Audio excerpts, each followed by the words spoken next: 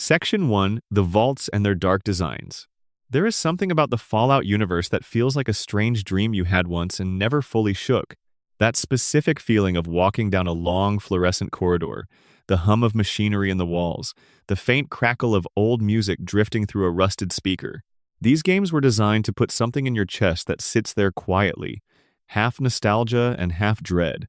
And they do it better than almost anything else in gaming. And tonight we are going to settle in, slow down, and go through 200 of the most fascinating hidden details, buried secrets, and carefully tucked Easter eggs the series has ever produced. So, find somewhere comfortable, close the curtains, and let's take a long walk through the wasteland together. We begin with the vaults, because the vaults are where everything starts. They are the emotional center of the series, the original sin of the Fallout universe, and they are absolutely packed with secrets that the games never spell out for you directly. You have to find them, read them, piece them together in the dark. Easter Egg 1. Vault-Tec's real agenda was never protection. This one underpins everything else in this list, so it deserves to be stated plainly and let sit for a moment. Of the 122 vaults that Vault-Tec constructed across the United States before the bombs fell, only 17 of them were ever designed to function as genuine shelters. The rest, the vast, overwhelming majority, were laboratories. Social experiment chambers, places where real human beings were sealed inside and studied, manipulated, watched, and, in many cases, driven to ruin, all in service of data that Vault-Tec and the shadowy government organization known as the Enclave intended to use after the apocalypse they had anticipated and quietly prepared for. The vaults were never about saving humanity. They were about studying it under controlled conditions, using the end of the world as cover.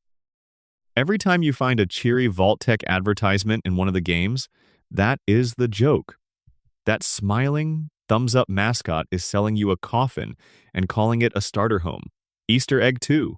Vault 101's secret was deeper than it looked. Fallout 3 opens inside Vault 101, and if you played that game, you probably understood fairly quickly that Vault 101 had a policy of never opening its doors. The Overseer kept everyone inside, generation after generation, maintaining that the outside world was uninhabitable. But what most players never discovered is that the experiment went far deeper than simple isolation. The Vault's Overseer was a planted Vault-Tec operative, not a genuine survivor. He had access to a secret tunnel in his office and could communicate with the outside world via radio. The transmissions the Vault dwellers received describing a nightmare wasteland beyond survival were entirely pre-recorded, made before the bombs even fell, deliberately painted to be more horrifying than reality. The actual experiment was watching how a human community behaved when the authority figure was complicit in a lie too enormous to speak aloud.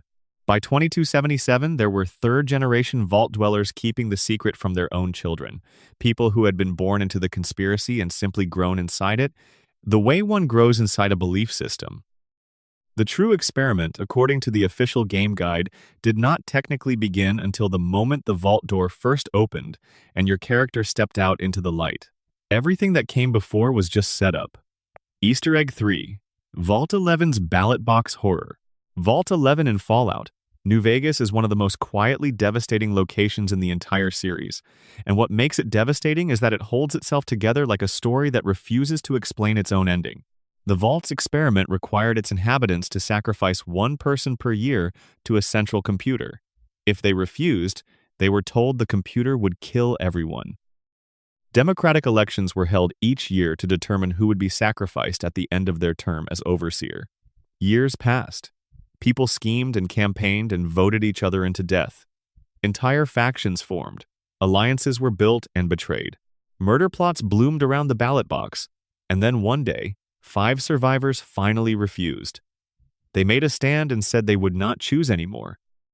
The computer then played a message commending them for valuing human life, revealing that the entire premise was a psychological test, that the Vault was never actually going to kill everyone if they refused, and that all those years of sacrifices were chosen freely, out of fear of a threat that was not real.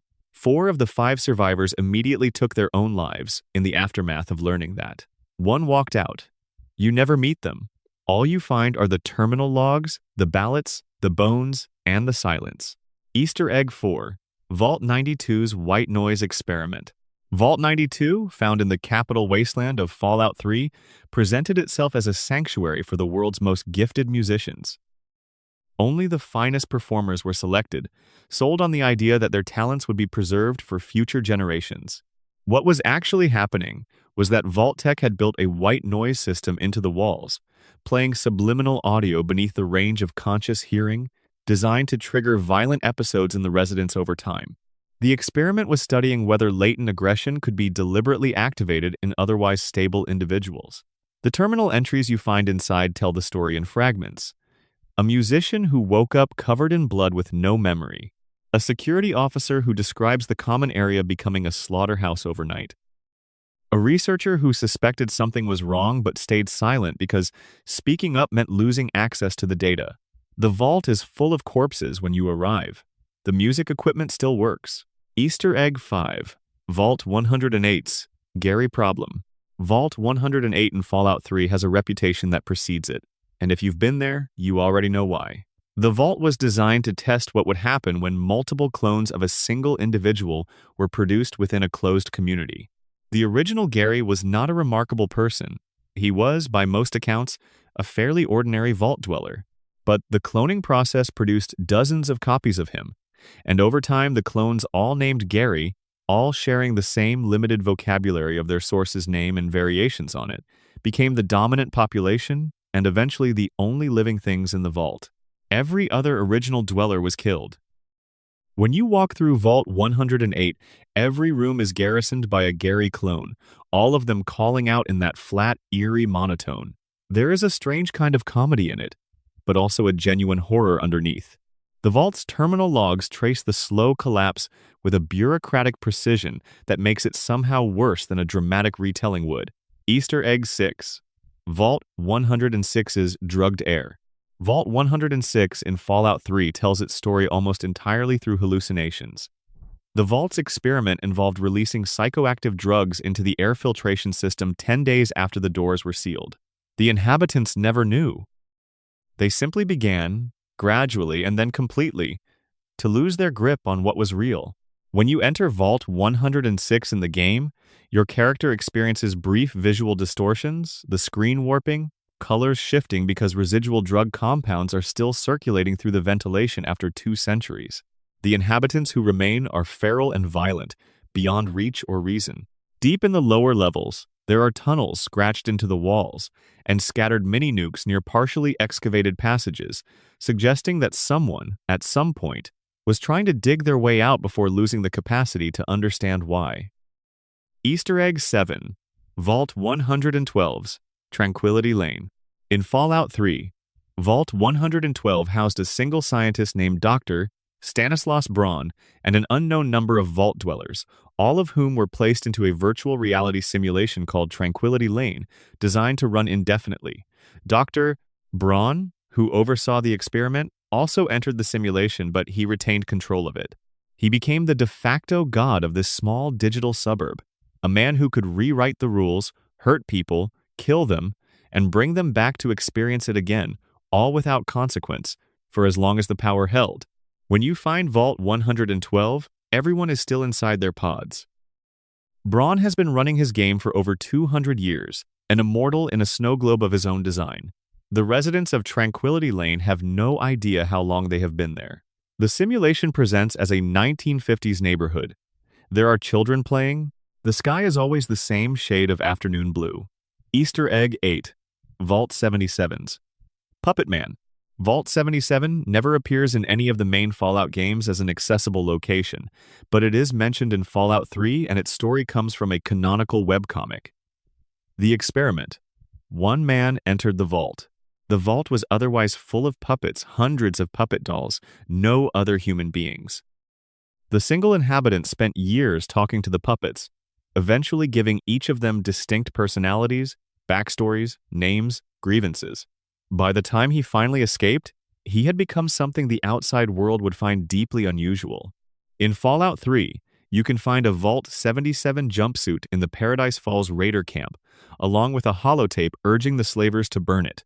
The holotape describes a man who had become a legend among slavers, a figure they called the Puppet Man, who had dismantled slaver operations with startling effectiveness, and whose presence they feared without being able to fully explain why. The jumpsuit is all that remains. Nobody knows where he went. Easter Egg 9. Vault 87's Super Mutant Origin. Vault 87, also in Fallout 3, was the site of an experiment involving FEV, the Forced Evolutionary Virus, and it is the explanation for the origin of the Capital Wasteland's super mutant population. The Vault's residents were deliberately exposed to FEV as part of an early study into the virus's effects on human subjects. What emerged from those experiments is what you fight every time you encounter a super mutant in Fallout 3. The vault itself is buried under lethal radiation, making direct access nearly impossible without significant protection, and the few records that survived inside paint a picture of an experiment that spiraled almost immediately into something uncontrollable. The researchers who oversaw it did not survive long enough to document the outcome. Easter Egg 10. Vault 21's Gambling Experiment. Vault 21 appears in Fallout New Vegas as a functioning location beneath the New Vegas Strip, partially converted into a hotel by a woman named Sarah Weintraub. The Vault's original experiment was elegantly simple. All disputes among residents were to be resolved by gambling. Any disagreement, any resource allocation, any conflict over food or space or relationships, the resolution was a game of chance. It sounds almost charming until you sit with it for a moment and realize what it would actually mean to live that way, to have every significant decision in your life reduced to a card pull or a dice roll. House, the enigmatic ruler of New Vegas, eventually had the vault sealed and filled with concrete after he took control of the Strip, preserving its contents and stopping anyone from using it as a base. The residents had already been displaced. Their casino was stripped and turned into lodging. Even in the post-apocalypse, the house wins. Easter Egg 11. Vault 11's election manipulation subplot. Digging deeper into Vault 11's terminal records, players who took the time to read everything found a multi-year political saga of extraordinary detail. Factions formed around the yearly sacrifices. Some groups ran candidates they intended to sacrifice in advance, using the threat of death as political leverage. Others used the election to eliminate enemies they had no other legal mechanism to remove. A group called the Sacrificial Lamb Project organized to intentionally lose elections on behalf of their members, trading future political favors for guaranteed survival another year. The terminals read like the minutes of a very small, very desperate government, and the horror of it accumulates slowly through the reading. Easter Egg 12. Vault 22's Plant Spore Apocalypse. Vault 22 in New Vegas was designed to conduct agricultural research, developing plant strains capable of surviving in a post-nuclear environment. The researchers made genuine progress, developing crops that could grow in irradiated soil. They also, somewhere along the way, created something that got out of their control, a fungal spore capable of infecting human hosts and converting them into plant hybrid creatures. By the time you arrive at Vault 22, the facility is full of plant-mutated humans who retain enough of their original form to be deeply unsettling, and the research terminals trace the discovery and subsequent disaster with a scientific detachment that only makes the story sadder. The lead researcher, a woman named Keeley, ultimately decided to destroy all the data rather than allow it to be used for anything. Whether her destruction of the data was an act of responsibility or despair is left entirely to the player's interpretation. And that is where we will pause for just a moment. This video has just barely begun, and already we have walked through enough human catastrophe to fill a library. If you are watching this right now, wherever you are in the world, drop a comment below and tell me where you're from and what time it is there. There is something strangely warm about imagining all the different rooms and cities this video is playing in at once, all of us in the dark together, listening to the wasteland. And if you want more of this, please consider subscribing. There is a lot more Fallout to cover, and we are going to take our time with it. Section 2: Developer Signatures and Hidden Messages. The developers who built the Fallout games left tracks all over the wasteland. Some of them are obvious once you know to look. Others require a specific knowledge base, a sharp eye, and the willingness to read every piece of text the game puts in front of you. These are the small acts of authorship that happen when a team of people spend years inside a world and begin to think of it as their own. Easter Egg 13, the Black Isle Tribute in Point Lookout. Black Isle Studios was the original developer of the Fallout series, responsible for the first two games and the foundational creative vision of the franchise. When Bethesda acquired the rights and began developing Fallout 3, they found a quiet and completely unannounced way to honor their predecessors.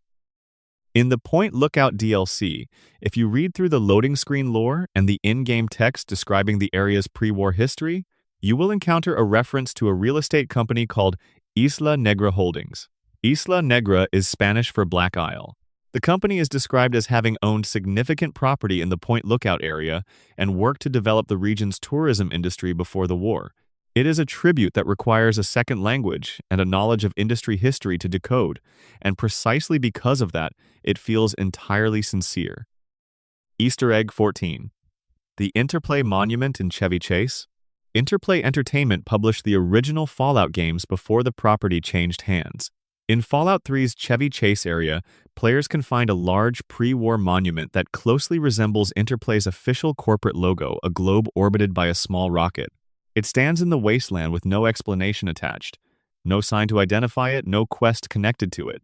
It is simply there, in the ruins of a dead world, a piece of a dead company preserved in amber. Whether it reads as a tribute or something more ambiguous is up to the player, but the specificity of its design makes the intent clear. Easter Egg 15, TES, 4 road sign. Scattered across the capital wasteland of Fallout, 3 are road signs with various codes and numbers on them. One of these, found near Big Town, bears the code TES4, a direct reference to the Elder Scrolls IV: Oblivion, Bethesda's flagship RPG released in 2006. It appears on a utility pole at the side of a road with no fanfare whatsoever. Easy to walk past.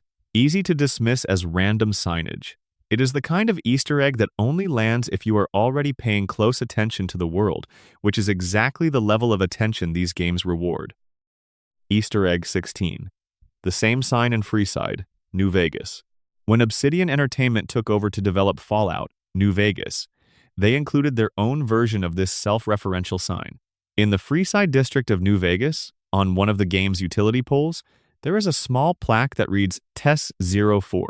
It is the same reference, planted by a different studio in a different city, using a different game. Whether it was a deliberate callback to the Fallout 3 Easter egg or an independent joke referencing the same source material, the result is a kind of hidden conversation across 2 games, separated by 2 years and 2 development teams. Easter Egg 17. Margaret takes over Galaxy News Radio. In Fallout 3, if you make the choice to kill 3Dog, the charismatic DJ who broadcasts from the Galaxy News radio station, something happens to the station that most players never experience. A woman named Margaret, 3Dog's technician, takes over the broadcast. She is not a performer. She is deeply, vocally unhappy about her new role. Her broadcasts are brief, graceless, and tinged with what sounds like genuine grief disguised as irritation. 3Dog's dead, and that's all I got. She says over the airwaves more than once in different framings. Some asshole murdered our DJ. Hooray. The station still plays the same records, 3Dog's curated collection of pre-war music, but without his commentary, the news segments stop entirely. The wasteland gets a little quieter. The writers built an entire alternate broadcast arc for a character who exists only if you do something the game never incentivizes, and almost no one hears it. Easter Egg 18. 3Dog's pre-recorded broadcasts. Speaking of 3Dog, one of the smaller details that most players overlook is that he actually tells you directly that his broadcasts are pre-recorded. He says at various points that he is coming to you taped from my fortified bunker in the middle of a DC hellhole. This is not just color, it is a practical explanation for how he can comment on things you have done without having been present to witness them. The game's Karma Reflective News system, in which 3Dog reports on your actions throughout the wasteland, works precisely because the fiction established that he has sources and records in advance. The moment his station's relay dish is repaired and the signal strengthens, he issues a live report, and it is the only genuinely live broadcast he ever makes. Easter Egg 19. Joel Burgess and the McClellan House. Joel Burgess, one of the level designers on Fallout 3, has spoken publicly about the Easter egg he is most proud of in the entire game, and it is subtle enough that many players walked right through it without registering anything unusual. The McClellan household in the capital wasteland is, On its surface, an abandoned pre-war home with two small skeletons in a children's bedroom. If you read the children's bedtime poem displayed on the wall and recognize it as Sarah Teasdale's 1919 poem, There Will Come Soft Rains, you have found the first layer. The poem describes a world in which nature reclaims a landscape humanity has destroyed, the rain and the swallows and the robins carrying on without us. Ray Bradbury used the same poem as the framing device for one of the most famous stories in his Martian Chronicles collection, a story about an automated house that continues to run its routines after a nuclear event has killed everyone inside. The McClellan house has the same silent functionality. There is a robot, there are dead children. And if you know where to look, the family's name on a piece of mail can be cross-referenced to the address in Bradbury's story. Burgess built an entire literary reference into a room that takes less than a minute to walk through. Easter Egg 20, Vault Boy, was based on Rich Uncle Pennybags. The Vault Boy, that grinning, thumbs-up mascot who appears on every perk card and stat screen in the series, was designed by Leonard Boyarsky, one of the original developers at Interplay. Boyarsky drew inspiration from several sources, but the most surprising one is the Monopoly board game character Rich Uncle Pennybags. The Vault Boy's aesthetic, that sense of cheerful consumerism wearing a friendly face, was deliberately modeled on the visual language of mid-century board game advertising. With Pennybags' energy as the template, Boyarsky wanted Vault Boy to feel like the kind of mascot you would have found on a cereal box or a public service announcement in 1957, something designed to make you feel safe and reassured even when the thing it was. Selling was deeply, structurally dangerous. Time magazine would eventually name Vault Boy the third most influential video game character of all time. Easter Egg 21, the thumbs-up theory. For years, a popular fan theory circulated about the Vault Boy's signature pose, that the cheerful thumbs up was actually a pre-war method for estimating whether you were within the fallout radius of a nuclear explosion. The idea was that if you held out your thumb at arm's length and the nuclear cloud was smaller than your thumb, you were likely safe. If the cloud extended beyond your thumb, you needed to move. Former Interplay developers, including Brian Fargo and the original Vault Boy artist Tramiel Ray Isaac, both confirmed publicly that the pose does not carry this hidden meaning and was simply meant as a gesture of encouragement. However, the theory was compelling enough that it was eventually incorporated into the 2024 Fallout television series, where it is presented as genuine Vault-Tec in-universe lore. A piece of fan speculation became canon through the sheer force of how good a story it was. Easter Egg 22, Dogmeat's name origin. Dogmeat, the faithful canine companion who appears in some form across almost every Fallout title, gets his name from the 1975 post-apocalyptic film A Boy and His Dog, based on a novella by Harlan Ellison. In the film, the main character Vic travels through the wasteland, accompanied by his psychic dog Blood. In one scene, Vic calls Blood dogmeat as an insult. The developers at Interplay, drawing heavily from post-apocalyptic cinema during the design of the original Fallout, lifted the name for their own dog companion. Dogmeat's appearance, an Australian blue heeler, was pulled from the dog companion in Mad Max 2, another primary influence on the early games. His first in-game owner, described in a conversation in Junktown, was a tall, dark-haired man dressed in black leather who carried a shotgun and was killed by thugs hired by a local crime boss. The description is essentially Mad Max himself. Easter Egg 23, Dogmeat's motion capture actor. In Fallout 4, Dogmeat's movements and behavior were captured using a real German shepherd named River, who belonged to Joel Burgess, the same level designer who built the McClellan House Easter egg. River's performance gave Fallout 4's Dogmeat a quality of genuine canine expressiveness that players noticed immediately: the way he tilts his head, the way he runs toward you, the way he sits and waits. On the 27th of June, 2021, Burgess confirmed on Twitter that River had passed away. The following week, Bethesda and Xbox donated $10,000 to the Humane Society in River's honor. The dog who made Dogmeat alive is gone, but Dogmeat himself remains, immortalized in the game where River spent so much of his life's performance. Easter Egg 24, the real phone number for Vault-Tec. In the opening sequence of Fallout 4, if you pay careful attention to the pre-war television commercials playing in the background, you will see an advertisement for Vault-Tec that includes a phone number. 1-888-4 Vault-Tec. Attentive players with a phone nearby discovered that this number actually connects to a real voicemail. The recording tells callers that due to an unexpected rush of interest, all lines are currently busy, and encourages them to stay on the line or visit their local Vault-Tec office. It is a pre-war advertisement for the apocalypse, produced so carefully that it connects from the game world to the real one. Bethesda maintained the line as a marketing installation at launch. Easter egg 25. Codsworth responds to an absurd range of names. When you name your character in Fallout 4, your household robot Codsworth will address you by name throughout the game, using voice lines recorded specifically for that purpose. Bethesda prepared over 1,000 different names for Codsworth to recognize and speak, covering common names but also ranging into deeply unusual territory, including several names from fictional universes. Players discovered that Codsworth will correctly pronounce names including fuckface, asshole, and several profanities, all recorded cleanly and without editorial hesitation by the voice actor. Whether this represents comprehensive planning, a testing artifact that survived into the final game, or a deliberate gift to players who enjoy naming their characters provocatively, is not entirely clear, but the lines are very much there. Easter egg 26. Todd Howard's secret final mystery.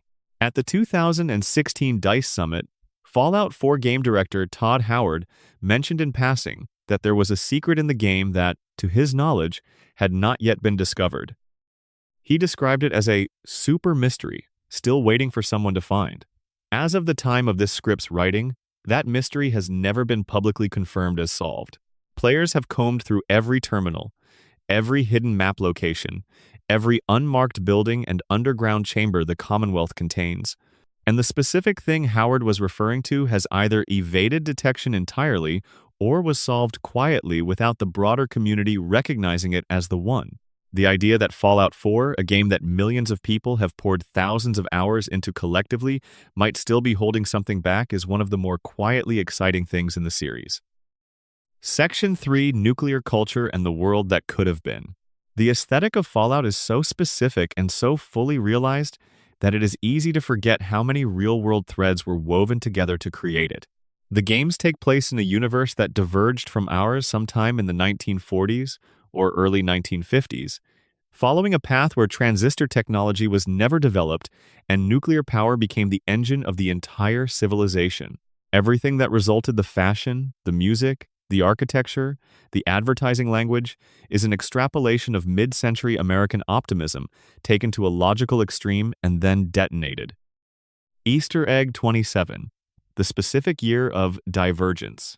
The Fallout universe diverged from real history sometime before the invention of the transistor in 1947. This is why the pre-war technology in the games looks so specific: vacuum tubes, analog dials, oversized mechanical switches. The miniaturization revolution that characterized the second half of the 20th century in our timeline never happened in the Fallout universe. Instead, nuclear power was miniaturized, eventually being packaged into fusion cells small enough to power a suit of armor or a household robot, but the aesthetic of the technology remained rooted in the 1940s and 1950s. When you look at a piece of Fallout technology and feel that it looks simultaneously retro and advanced, you are experiencing the result of a world that went nuclear without going digital. Easter egg 28. Vault Boy was directly inspired by 1950s civil defense cartoons. The specific visual DNA of the Vault Boy character comes partly from a 1952 civil defense animated short called Duck and Cover, which featured a cartoon turtle named Bert who taught American schoolchildren what to do in the event of a nuclear attack. The film's approach, bright colors, friendly mascot, cheerful music, instructions that were presented as entirely manageable, is exactly what the Vault Boy encapsulates. Both exist to make an unsurvivable scenario feel survivable through the warmth of the presentation. Boyarsky was consciously channeling that specific cultural wavelength when he designed the character, and the result is a mascot who functions as a critique of the thing he is advertising while remaining genuinely lovable. Easter egg 29. I Don't Want to Set the World on Fire was chosen specifically for its irony. The song that opens Fallout 3, I Don't Want to Set the World on Fire, by the Ink Spots, recorded in 1941, was selected by Bethesda for the precise gap between what the song describes and where it is playing. The ink spots are singing about a love so complete that the narrator asks only for a single flame in the heart of the beloved. They explicitly do not want power or fame or destruction. The song is about the smallness of what love actually needs. It plays over a world that has been entirely, thoroughly destroyed by a civilization that wanted everything all at once. The gap between the song's modesty and the apocalypse it soundtracks is not accidental. Academic scholars have written about this choice specifically. One scholar described the effect as a kind of mental dissonance that cannot ever be fully resolved. The cheerfulness of the song permanently at war with what you're looking at. Easter egg 30. The ink spots have a very dark hidden legacy in the world. The in-universe explanation for why post-apocalyptic radio stations in Fallout play so much ink spots music is that the records have survived in playable condition. Three Dogs specifically explains that he plays whatever he has been able to find in working order. But on a meta level, the choice of the ink spots carries an additional resonance. The group were an African-American vocal quartet working in an era of formal segregation, and their music was popular precisely because it was considered sufficiently safe for mainstream white audiences while still being rooted in black musical traditions. The choice to place their music as the soundtrack of a retro-futuristic American utopia gone wrong holds a specific kind of historical irony that the games never comment on directly. Easter egg 31. The Resource War and its real-world echoes. The backstory of Fallout's Great War begins with an extended global conflict called the Resource Wars, stretching from roughly 2052 to 2077, in which rising energy costs, oil depletion, and food scarcity led to a gradual collapse of international order. The European Commonwealth fought the Middle East over oil. The United States invaded Canada to secure energy resources. China invaded Alaska. The resource wars were not a sudden event, but a slow accumulation of smaller catastrophes, each one rational in isolation and collectively insane. The game's creators were working in the early to mid-1990s when they imagined this backstory, but many players who returned to the original games in the 2010s noted how precisely the historical framing had anticipated the shape of early 21st century geopolitics. The series did not predict the future, but it was looking at the same underlying dynamics. Easter egg 32. Nuka-Cola's real inspiration. Nuka-Cola, the ubiquitous pre-war soft drink that appears in every Fallout game, was clearly modeled on Coca-Cola and the specific cultural role Coke occupied in mid-century America, the idea that a single product could serve as a national identity, a source of comfort, a shorthand for prosperity and happiness. What Fallout added to this template was the irony of nuclear age branding. Nuka-Cola Quantum, one of the rarer variants, contains a small amount of strontium, 90, a radioactive isotope, which gives the drink its blue glow. The product's marketing imagery involves the same cheerful nuclear family aesthetic as Vault-Tec advertising. In Fallout 4, there is an entire abandoned theme park called Nuka World, a pre-war attraction that served as a monument to the brand. Walking through its ruined roller coasters and Masco tangent-themed zones is one of the stranger experiences the games offer, halfway between nostalgia and horror. Easter egg 33. Sunset Sarsaparilla's hidden treasure hunt. In Fallout New Vegas, the regional soft drink of the Mojave is Sunset Sarsaparilla, a root beer analog with a cowboy aesthetic. Hidden throughout the game are blue Sunset Sarsaparilla Star bottle caps special caps that the bottles produced rarely, part of an old promotional campaign. Collect enough of them and you can claim a prize from the old promotional office in New Vegas. The prize, when you finally reach it after collecting a significant number of caps, turns out to be a room full of skeletons belonging to people who died waiting for the reward that the company had promised but structurally never intended to deliver. The representative you meet to claim the prize is himself, a skeleton in a promotional outfit. The treasure hunt is a metaphor for the entire pre-war economy, dressed up in the clothing of root beer. Easter egg 34. The Pip-Boy was based on Bob's Big Boy. The Pip-Boy, the wrist-mounted computer that serves as your interface in every Fallout game, was designed as a piece of pre-war technology, and its visual character was partly inspired by the mascot of Bob's Big Boy, the American diner chain. The mascot, a round-faced boy in red and white checkered overalls holding up a giant burger, has the same kind of mid-century commercial illustration quality that runs through all of Fallout's pre-war iconography. Boyarsky has confirmed this influence in interviews. The Pip-Boy's circular face, its simple readout systems, its chunky functional design, all of it comes from the same cultural space as roadside diner advertising from the 1950s, which is precisely where the pre-war Fallout world is anchored. Easter egg 35. Fallout's universe has no beetles. One of the quieter implications of the Fallout universe's divergence from real history is that cultural touchstones we take for granted in our own world simply do not exist in that one. The transistor's absence meant that the electronics revolution never happened, which means the British invasion never happened, which means that the specific cultural space the Beatles occupied and everything downstream of it is absent from the Fallout world. The music that plays on the radios is exclusively from the 1940s and 1950s because the creative conditions that would have produced anything later did not occur. When you hear those Ink Spots records in a burned-out diner in the Commonwealth, you are not listening to nostalgia. You are listening to the most recent music that was ever made. Easter egg 36. Sugar Bombs and the Breakfast Cereal Arms Race. Sugar Bombs, the pre-war breakfast cereal that appears in multiple Fallout games, is a reference to the specific marketing energy of 1950s and 1960s. American breakfast cereals, the arms race of sugar content, the garish mascots, the toy prizes, the Saturday morning cartoons that were essentially advertisements. In Fallout 3, Sugar Bombs are involved in a small side quest in which you supply them to a ghoul named Wolfgang, who trades them for medical supplies. The cereal's box design is appropriately lurid. The game never comments on the irony of a world destroyed by nuclear weapons having previously sold its children radioactive mascot sugar for breakfast, but the juxtaposition is there for anyone who wants to find it. Easter egg 37. The Fallout universe had a working rocket car. One of the harder-to-notice background details of the Fallout universe is that personal nuclear-powered vehicles existed before the Great War. The highway detritus you walk through in the games, the rusted cars, the jammed expressways, the traffic jams frozen at the moment of impact, all of those vehicles were fusion-powered. In Fallout 2, the player character can actually acquire a car called the Highwayman and use it for transportation. In Fallout New Vegas, players can find the wreckage of that same highwayman south of a coyote camp, a quiet continuity detail placed in the desert with no marker or explanation, waiting for the player who remembers the original game. Easter egg 38. The war that ended the world lasted only 2 hours. The Great War, the exchange of nuclear weapons that destroyed the Fallout universe's civilization, was not a prolonged conflict. It was approximately 2 hours long.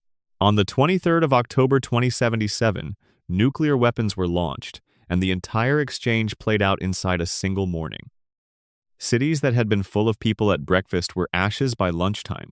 200 years later, when any of the Fallout games take place, everything you see is the long-term residue of a single day's worth of decision-making. The world reordered by 2 hours of violence, and then left to its own devices for 2 centuries. Easter egg 39. Pre-war money is worthless except as weight. Every piece of pre-war money you find in the Fallout games has zero economic value in the post-apocalyptic world. The Wasteland operates on bottle caps, an economy built around a physical object that cannot be inflated because Nuka-Cola is no longer in production, and the caps cannot be counterfeited without the industrial infrastructure to produce them. Pre-war money is technically still legal tender according to several in-game factions' definitions, but nobody accepts it, and nobody expects anyone to. You can sell it for minuscule amounts of weight value, essentially recycling. The games never call attention to this directly, but the presence of money that is also trash is a very deliberate design choice, a reminder that the things a civilization agrees to value are not inherently valuable and can become worthless overnight. Easter egg 40. The clock in Fallout runs slow. In Fallout 3, in-game time passes at a rate of roughly 1 real-world minute, equaling a full game day at its default setting. This means a player who spends 10 hours walking through the Capital Wasteland has watched years pass on the Pip-Boy calendar. The games never make a point of this compression. But the implication that your journeys through the wasteland take far longer in-universe than they feel while playing gives a quiet sense of how much time the world has had to collapse and partially reconstruct itself. Around you. Section 4. Weapons with Stories. The unique weapons of Fallout are not simply equipment. They are objects with histories, and the histories are often the most interesting thing about them. Each one arrives in the world with its own past already written, waiting for the player to find the relevant note, the right terminal, the correct skeleton. Easter Egg 41. Kremvage Tooth and the Dunwich Horror. In Fallout 4, there is a marble quarry called Dunwich Borers that reads, on the surface, as a mundane raider location. But players who descend to the deepest level beneath the work tunnels, into the water-flooded bottom chamber, find an altar, and on that altar, a machete called Kremvaet's Tooth. The name is an obvious reference to HP. Lovecraft's Cthulhu mythos. Lovecraft placed a city called Dunwich at the center of one of his most famous stories, and Kremvius is the kind of name his elder gods favored. The machete itself deals poison damage on top of its physical damage, suggesting it was used in ritual contexts. If you piece together the terminal entries around the quarry and a nearby location called Hugo's Hole, the picture that assembles is of a workforce that uncovered something old and impossibly large beneath the rock, something that did not want to be found, and that began slowly and then completely to reorganize the people doing the digging according to its own preferences. The Dunwich Borers is Fallout 4's HP, Lovecraft story, told entirely through environmental detail and one very unusual machete at the bottom of a dark pool.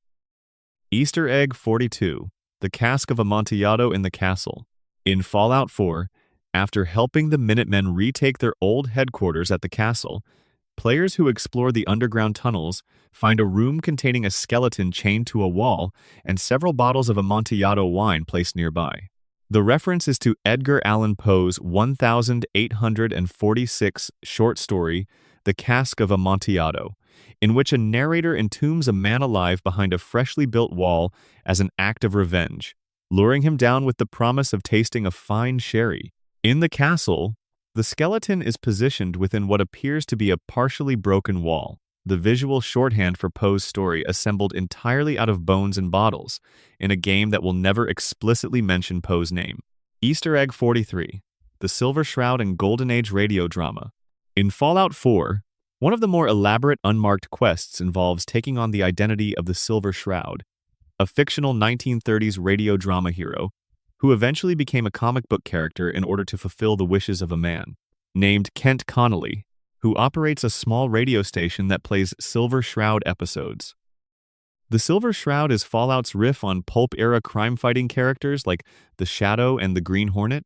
Completing his questline in full Silver Shroud costume, speaking in Shroud voice lines, and carrying the quest through to its end produces one of the most unexpectedly moving sequences in the game. The Silver Shroud weapon itself, a Tommy gun with a specific aesthetic, is only obtainable through this sequence. Kent's faith in a fictional character becomes, in the hands of the player, something that does actual good in the world. Easter Egg 44. Kellogg's pistol was originally a 10mm. The revolver carried by Conrad Kellogg, one of Fallout 4's central antagonists, has a rich in-game lore attached to it. Kellogg's mother gave him a revolver as a child and told him it was the only thing in the world he could trust. After you kill Kellogg and take the weapon, it carries significant narrative weight as an object, but buried in the game's sound files is evidence that Kellogg was originally designed to carry a 10mm pistol instead. The audio file for the shot he fires in Vault 111 in the prologue is explicitly labeled with Pistol 10mm in its file path, and you can even hear a spent casing hit the ground, a sound that makes no sense for a revolver, which does not eject casings. The story of the pistol changed during development, but the sound design could not fully catch up. Easter Egg 45. The 2076 World Series baseball bat.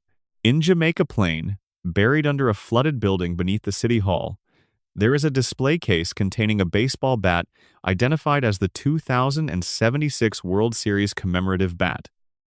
This is an in-universe relic from the last pre-war baseball season, preserved 200 years through the apocalypse in a display case in a flooded basement. The bat can be brought to a Diamond City merchant named Mo Cronin, who runs a baseball memorabilia stand in the city that was built inside Fenway Park Stadium. Mo is passionate about baseball in a way that suggests he has reconstructed his understanding of the sport from partial records, and some of his descriptions of how the game was played are hilariously wrong in ways he does not realize. The 2076 bat is a historical artifact in a world that destroyed most of its own history. Easter egg 46. The junk jet is literally just a junk launcher. During the Brotherhood of Steel questline in Fallout 4, players can find the junk jet on a table in the engine control room of the ArcJet Systems facility.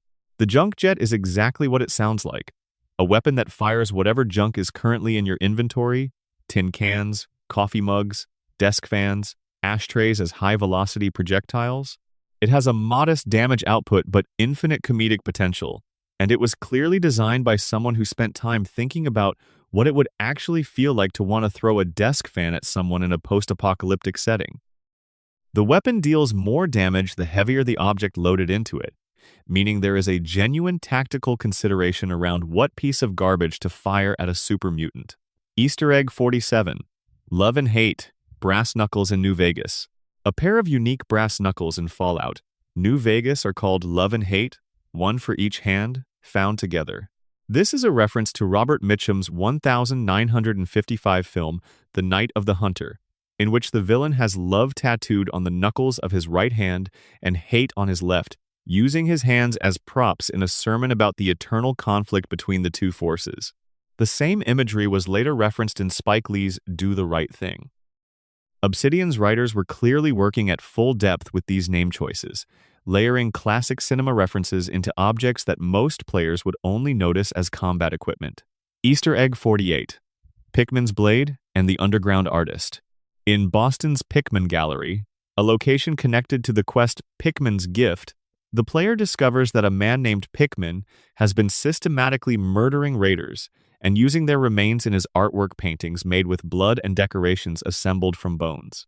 Pickman himself is somewhere in the building when you arrive, and whether you kill him or spare him changes what you receive as a reward. The blade associated with the quest Pickman's Blade poisons whatever it cuts and deals additional sneak attack damage, making it suited for exactly the kind of quiet, methodical violence Pickman himself practices. The character's name is a reference to H.P. Lovecraft's short story Pickman's Model, in which an artist's paintings of ghouls are eventually revealed to be made from life. Fallout 4 executes the same premise in 3 dimensions, set in a ruined art gallery in post-apocalyptic Boston. Easter egg 49. The Holy Hand Grenades of Camp Searchlight. In Fallout New Vegas, the Wild Wasteland trait, an optional character trait that dramatically increases the frequency of strange and comedic encounters throughout the game, unlocks access to 3 holy frag grenades in the basement of a church in Camp Searchlight. The grenades function as the most powerful explosive in the game, with a blast radius that exceeds any other weapon the player can carry. They are a reference to the Holy Hand Grenade from Monty Python and the Holy Grail, a weapon whose operating instructions were read aloud from the Book of Armaments. First shalt thou take out the holy pin. Then shalt thou count to 3, no more, no less. The grenades are balanced by the fact that only 3 spawn, and none can be obtained any other way. The game also has the Wild Wasteland perk Change the Ending slide for the Lonesome Road DLC when you use nukes against both factions, replacing it with a comedic, post-apocalyptic punchline image. Easter egg 50. Grognak's Axe and Hubris Comics. In Fallout 4, the Hubris comic store in downtown Boston contains a locked display case behind the front desk, holding Grognak's Axe, an artifact weapon based on the pre-war comic book character Grognak the Barbarian. Grognak appears as a recurring fiction within Fallout 4, with his comic books serving as collectibles and his character being one of the options in a holographic recreation game called Superhero Costume Contest. The axe itself is a genuinely powerful weapon, but the real value of the item is that it closes a loop. You are picking up a real object from a fictional world that was itself fiction within the fictional world. A comic book prop made real in a universe where the comic book company is Ruins. Section 5 Creatures, Companions, and What the Animals Know. The creatures of the Fallout Wasteland were not accidents. Neither were the companions. Each was designed with specific behavioral systems. hidden mechanics, and in many cases a lore context that the player almost never has the opportunity to encounter directly. These are the animals and the people you walk through the apocalypse with, and they know more than they let on. Easter Egg 51. The Mysterious Stranger's Identity. The Mysterious Stranger is a recurring figure who appears in every Fallout game, a trench-coated enigma who occasionally materializes during VATS sequences to deliver a devastating shot against your target, and then vanish. For most of the series, no explanation is offered for who or what the stranger is. In Fallout 4, for the first time, the game officially acknowledges his existence. In Nick Valentine's detective agency in Diamond City, the player can find Nick's case notes on the mysterious stranger, a file acknowledging that the figure has been documented across the wasteland by multiple witnesses across decades. Nick's notes do not conclude with an identification. The stranger remains unidentified, but the games have confirmed he is real and has been noticed, which is somehow more unsettling than his appearances themselves. Easter Egg 52. The Deathclaw was designed to be recognizable at distance. The Deathclaw, the most iconic creature in the Fallout series, was designed specifically so that its silhouette would be immediately legible from a distance. The combination of the hunched posture, the sweeping horns, the oversized four-leg claws, and the upright bipedal stance was carefully assembled to read as a threat before any details are visible. The original creature design was created by the teams at Interplay and has been updated and refined across multiple games, but the basic silhouette has remained constant. Players who have been playing Fallout for years report that the first time a Deathclaw appears on screen, even if they have encountered hundreds before, there is still a brief involuntary tension response.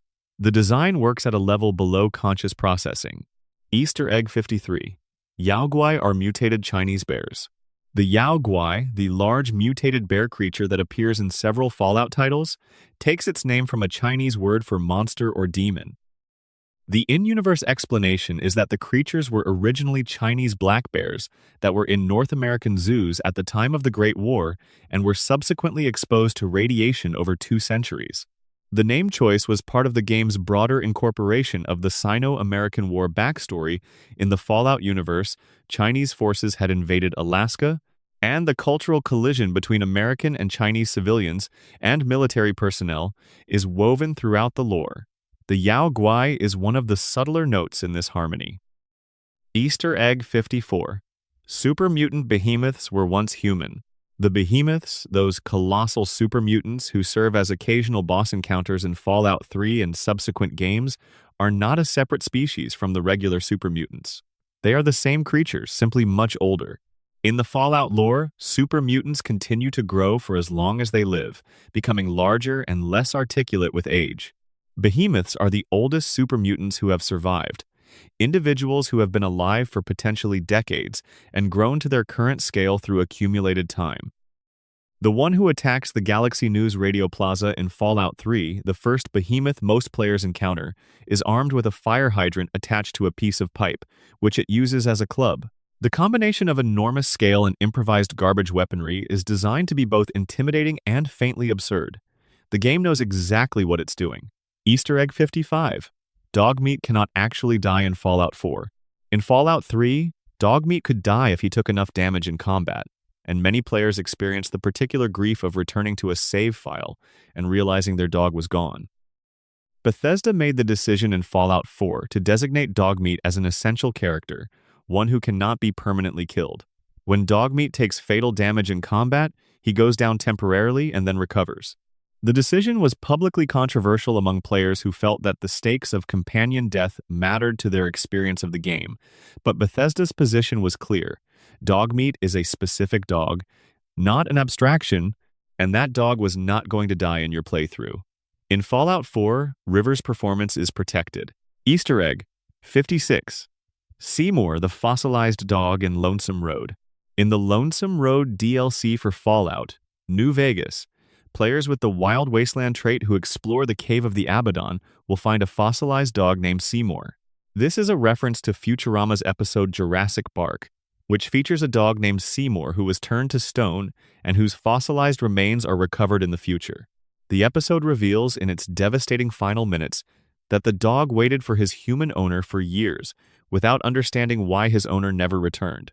Seymour in Lonesome Road is simply there, no quest, no explanation for the Futurama fans who will know exactly what it means. Easter egg 57, Rex the cyborg dog's multiple brain options.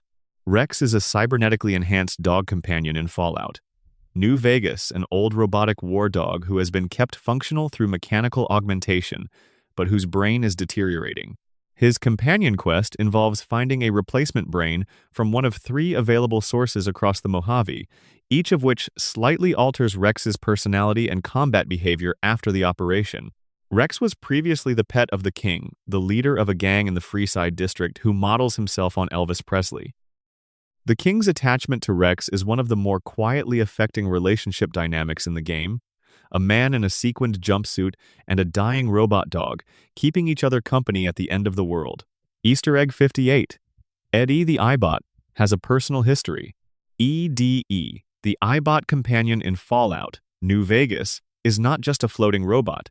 EDE has a personal history that unfolds through recorded audio logs stored in his memory banks, triggered over time as you travel with him. The logs reveal that EDE was built in a pre-war Enclave facility and carries data important to the game's main plot. His name is a reference to the character EDE from the character EDDIE in the Robot Wars competition, but more broadly reads as a nod to R2-D2 from Star Wars, a small, beeping mechanical companion who cannot speak but communicates emotion through sound. His dedicated players noted that EDE's sound design was specifically composed to give him an expressive audio vocabulary despite his lack of dialogue. Easter egg 59. Veronica's loyalty to the Brotherhood she criticizes. Veronica Santangelo, the Brotherhood of Steel companion in Fallout New Vegas, is one of the most carefully written characters in the series. She is a scribe who is deeply, vocally critical of the Brotherhood's isolationist philosophy and their refusal to change in the face of an obviously changing world. She argues with their policies, questions their leadership, and expresses genuine frustration with an institution she has loved her whole life. Her companion quest resolves in one of several ways depending on your choices, and in the best ending, she leaves the Brotherhood entirely not in anger, but in sorrow, because she has come to understand that the organization she cares about cannot become what she needs it to be. Her final voiced lines in that ending are delivered with a quality of controlled grief that stays with players long after the game is over. Easter egg 60. Cass's companion quest is named after a song.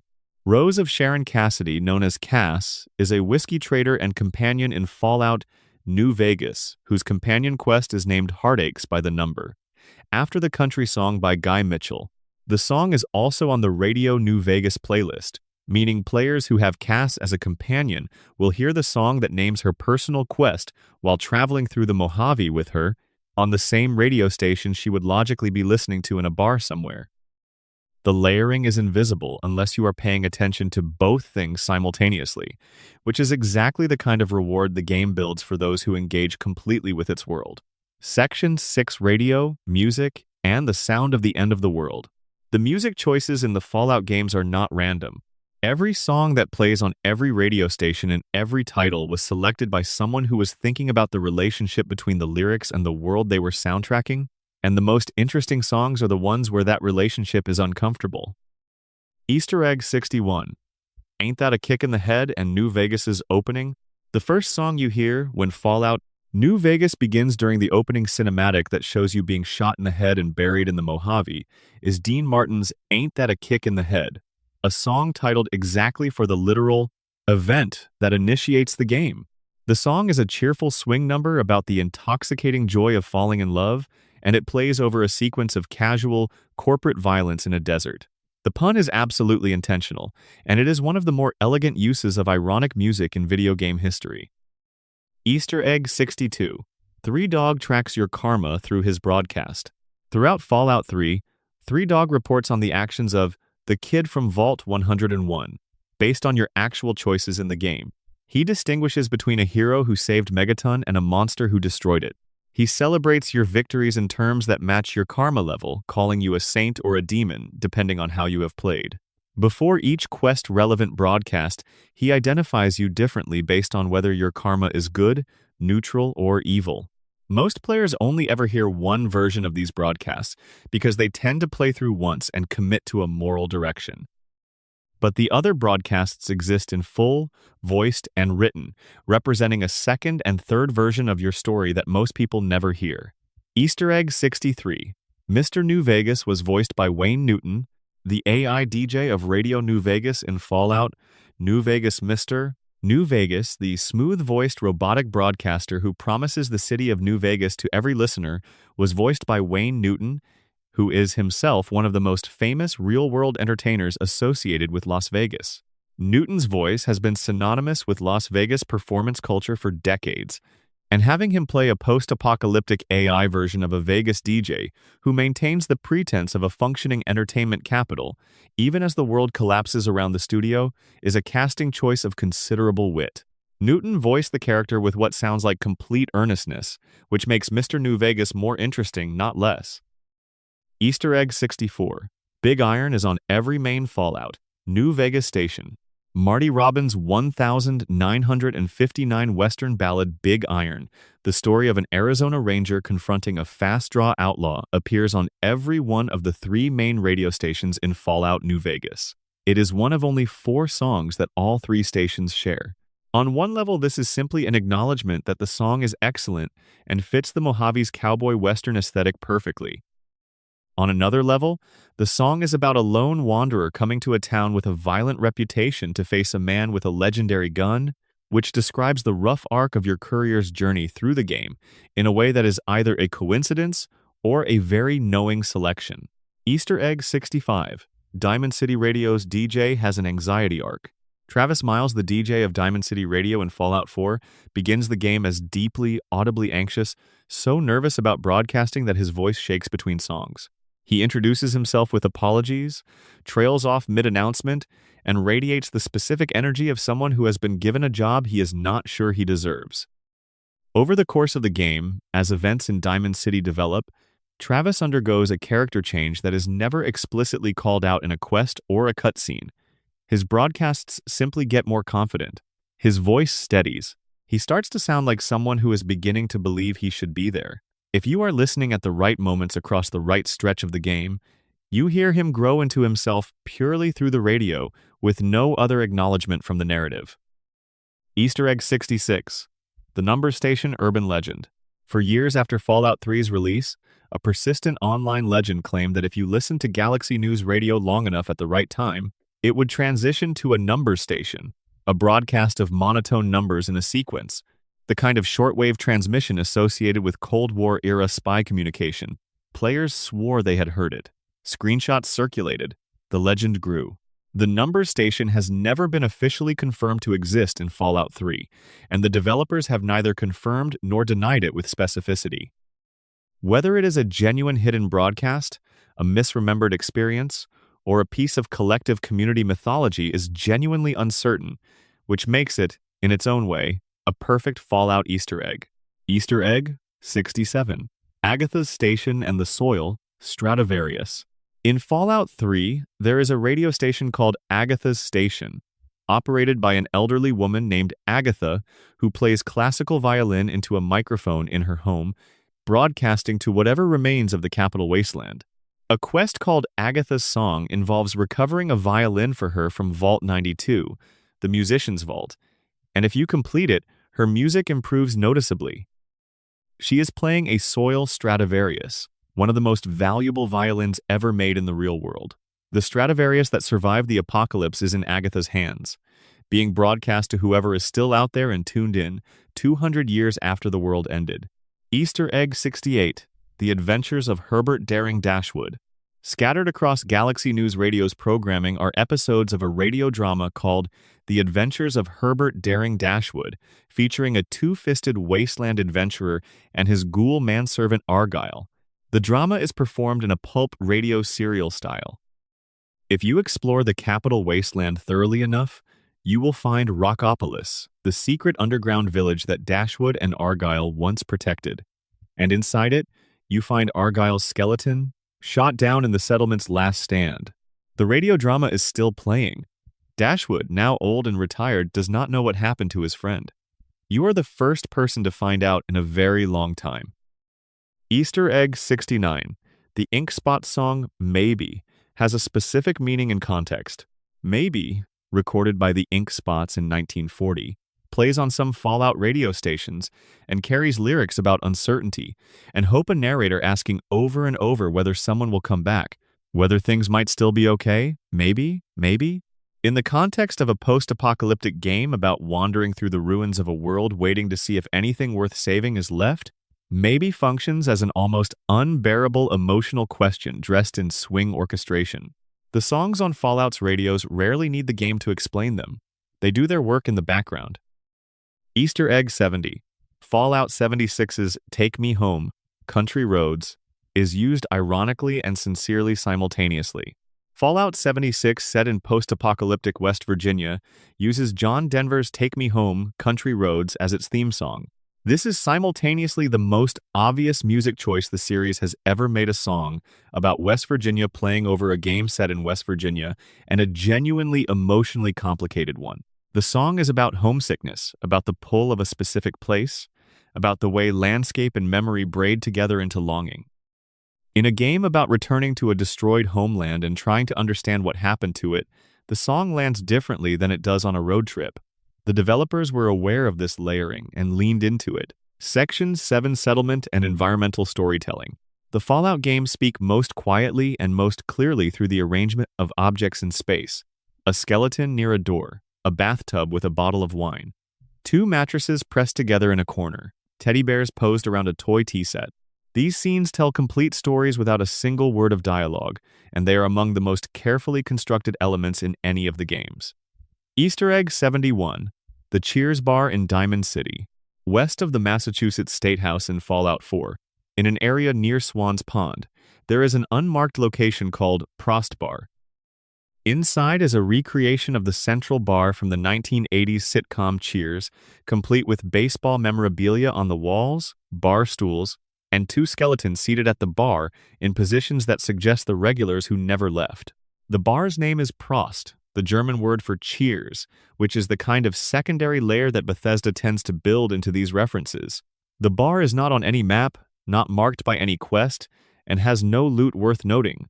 It exists purely as a tribute and a very small, perfectly lit joke.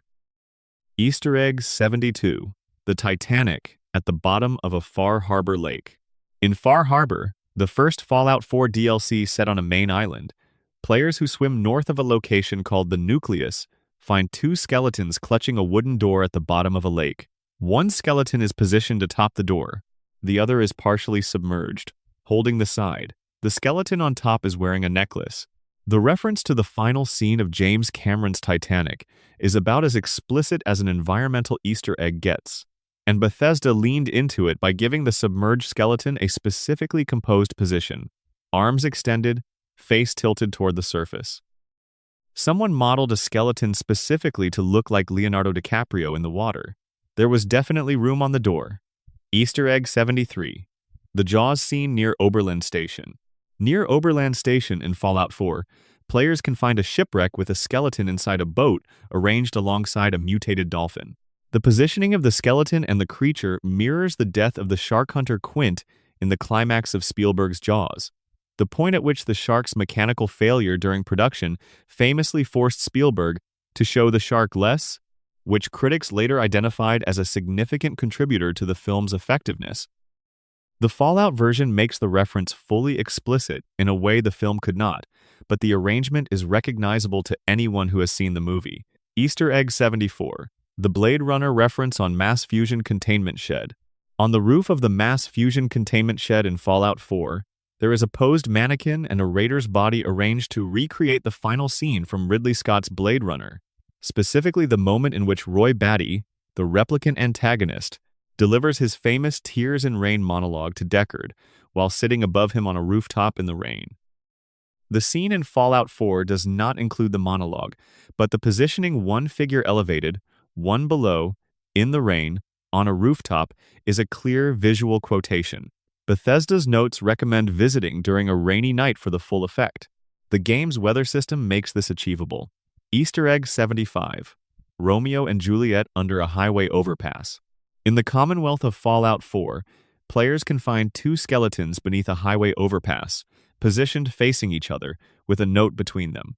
The note tells a very small version of a very old story, two people from communities that did not approve of their relationship, trying to meet in secret and failing to survive the attempt. The game does not name the couple or their communities. It does not call them Romeo and Juliet.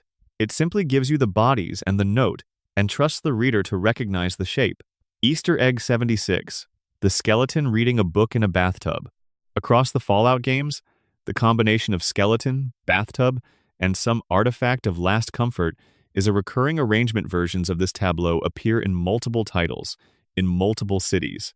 The canonical reading of the scene is that the person chose their final moment with purpose, finding the most comfortable position available to them and bringing something they loved. There is a Fallout 3 version with a toaster involved that reads differently, more accidental, but many of the variations carry that specific quality of quiet dignity, a person making the best choice available in an impossible circumstance. The game's level designers have placed these scenes with enough care that they feel like individual stories rather than repeated templates. Easter Egg 77. The frozen music box in a Nipton house.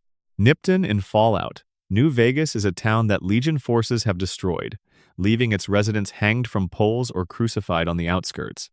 It is one of the most viscerally disturbing locations in the game.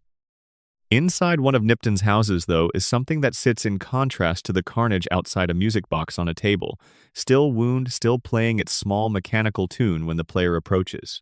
The contrast between the mechanical innocence of the music box and the horror of the town around it is not commented on by any character in the game. You just hear the music, and the town is still outside. Easter Egg 78.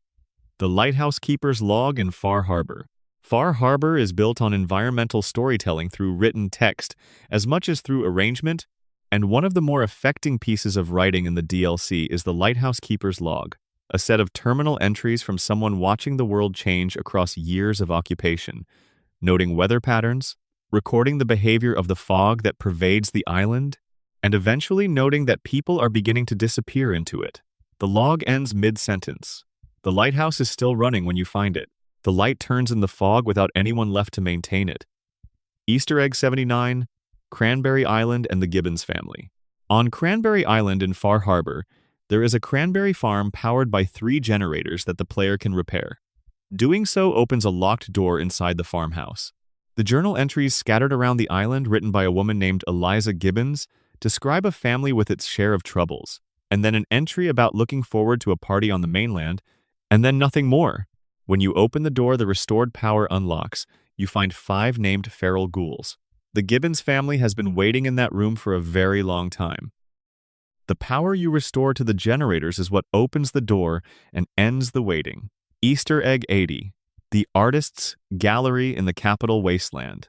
In Fallout 3, there is an unmarked location called the Capitol Building's maintenance corridors that contains, among its various grim details, a room in which someone has been creating artwork from scavenged materials for what appears to be an extended period.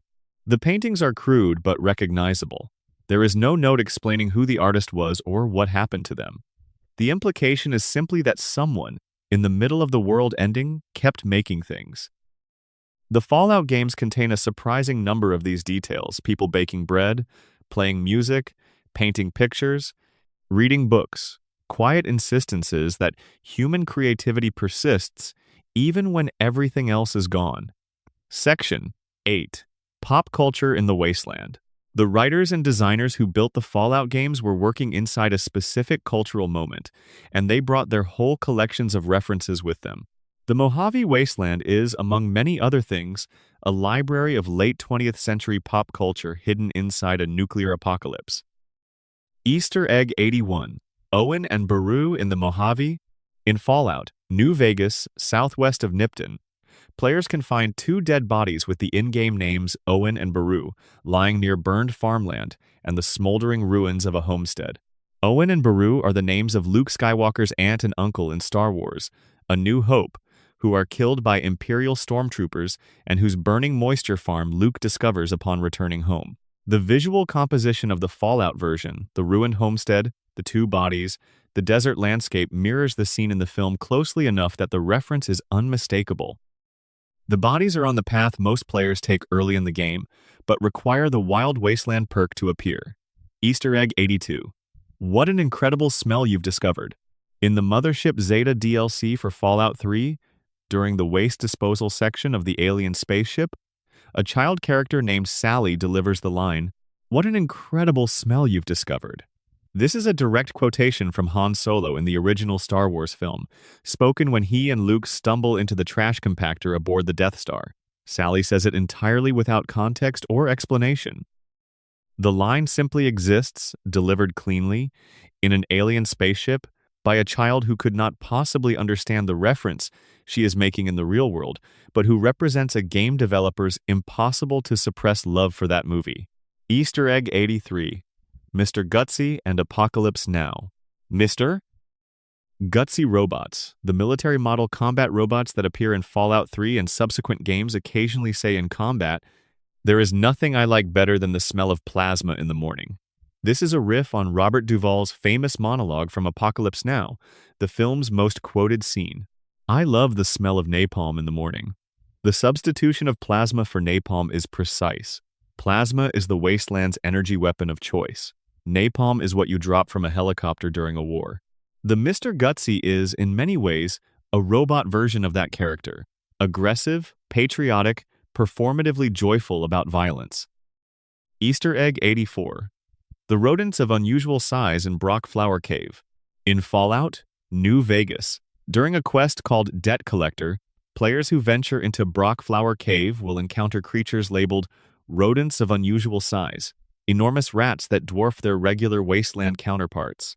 This is a reference to The Princess Bride, the 1987 film in which the protagonist Wesley warns that the swamp known as the Fire Swamp contains, among other dangers, rodents of unusual size.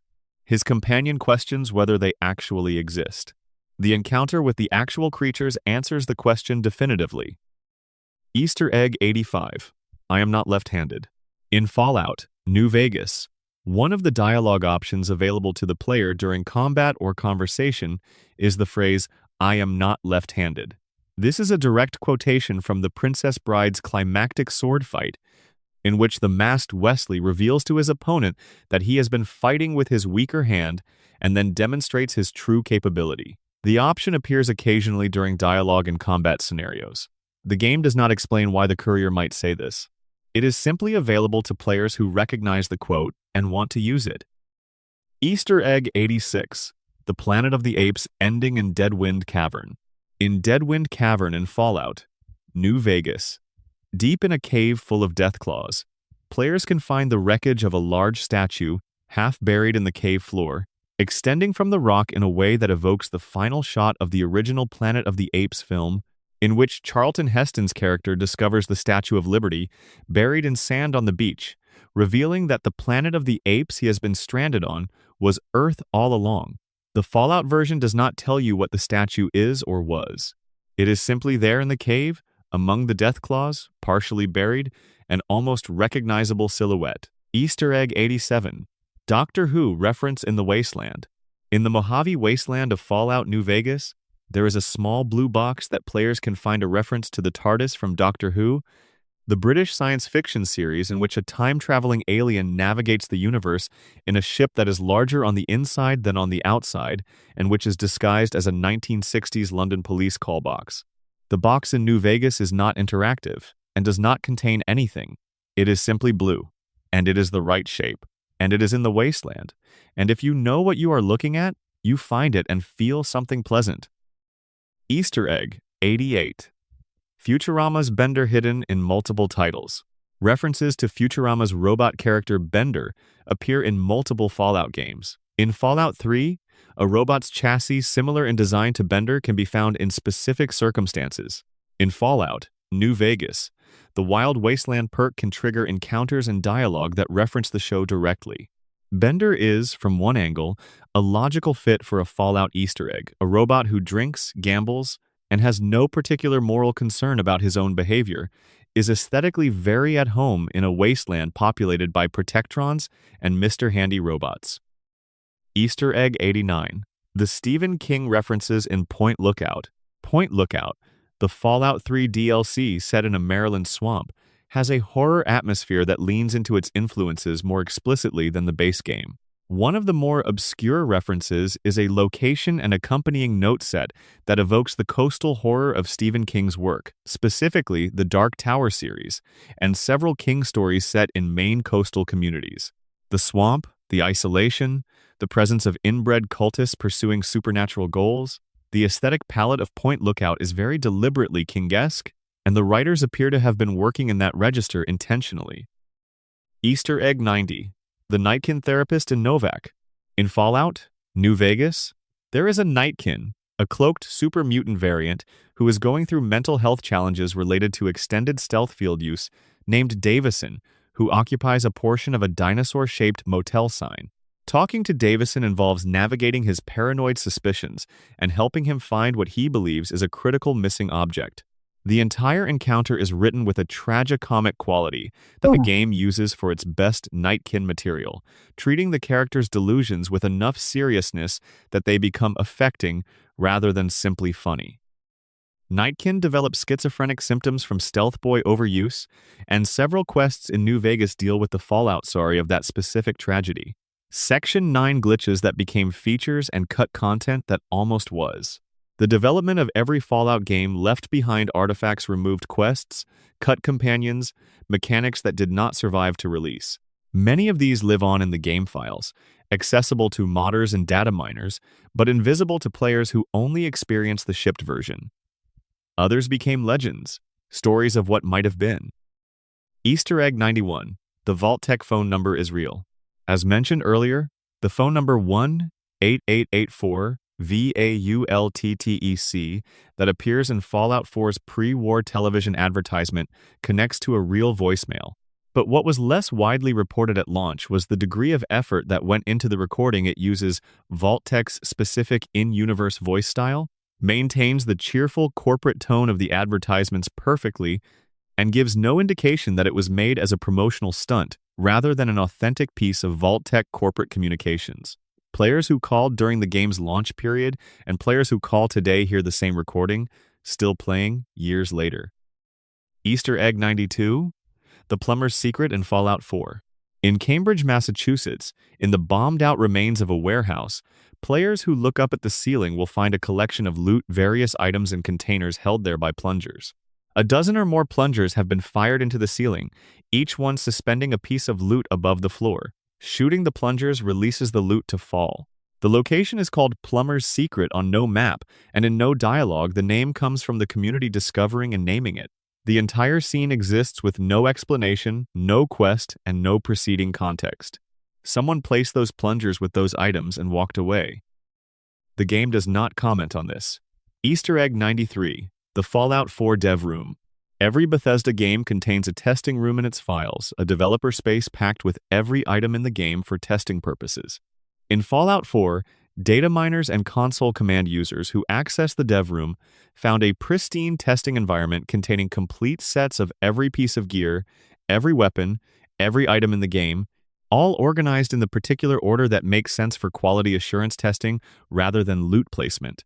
In Fallout 76, players found a way to reach the dev room without console commands, accessing fully stocked caches of otherwise unavailable items. Bethesda identified the exploit and reached out to the players who had used it, discussing the method in exchange for possible account reinstatement. The dev room is a recurring secret in every game that functions as a kind of administrative background to the world, the place where the game knows what it is and doesn't bother pretending otherwise. Easter Egg 94. The Cut Tribal Village from Fallout 3. In the files of Fallout 3, data miners discovered a fully voiced and largely implemented location that was cut from the final game, a tribal village that would have been involved in a questline dealing with a group of survivors who had developed a self-sustaining community outside of the established factions. The village had unique characters, dialogue trees, and a companion associated with it. The decision to cut it appears to have been made fairly late in development. The assets remain in the game's files, partially accessible through modding, as a shadow of a questline that players never got to experience. Easter Egg 95. The copper explodes from the Novak safe differently based on one stat. In Fallout New Vegas, The safe in the Novak dinosaur statue contains items including a key and some miscellaneous loot.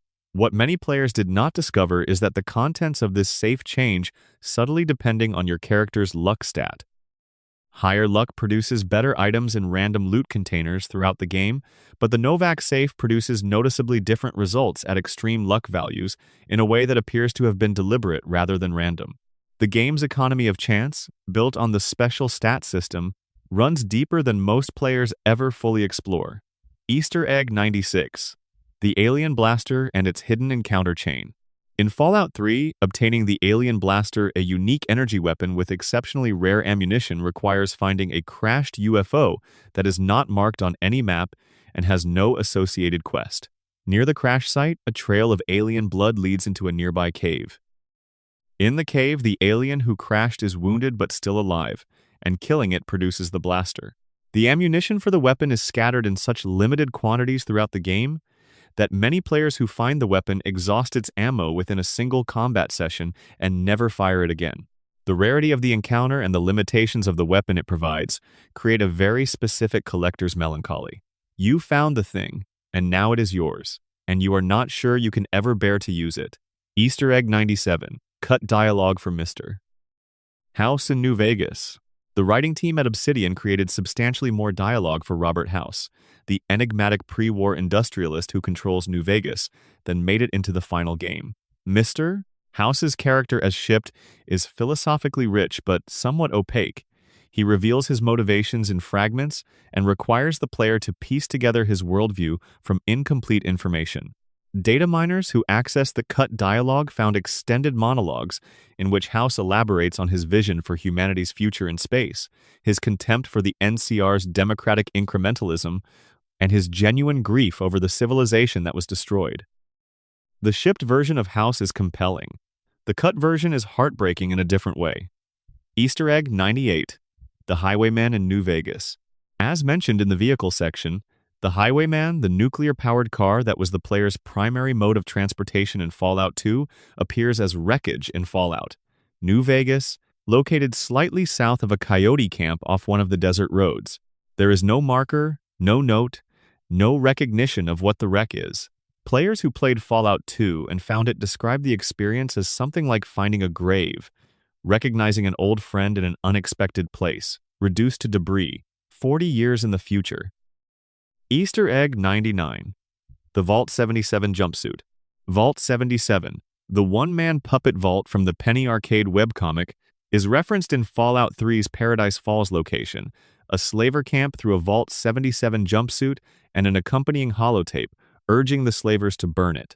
The holotape describes the Puppet Man, a figure who has become legend among slavers for systematically dismantling their operations across the wasteland. The holotape writer has clearly encountered the aftermath of the Puppet Man's work without understanding its source. What the slavers do not know, and what you can only know if you read the webcomic, is that the Puppet Man's unusual approach to violence is directly related to years spent alone with puppets who eventually became his only frame of reference for how people behave. Easter Egg 100. Diamond City is in Fenway Park. Diamond City in Fallout 4, the largest settlement in the Commonwealth, and the nearest thing the region has to a functioning city, is built inside the ruins of Fenway Park, the real-world baseball stadium in Boston. The settlement is built into the stadium structure, using the seating areas as elevated walkways, and the playing field as the city's central plaza. The wall Diamond City's defining feature, a structure built from the stadium's outfield walls, references the famous green monster of the real Fenway Park. When players exit Diamond City and look back at it from outside, the stadium's bones are visible in the settlement's architecture. Bethesda was careful to preserve the spirit of the building while burying it under 200 years of improvised construction. Section 10 Terminal Entries, Notes, and Books, The Deep Lore. The Fallout games contain thousands of pieces of readable text terminal entries, holotapes, personal diaries, corporate memos, medical records, love letters, and legal notices, and the best of them tell complete stories that have nothing to do with any quest.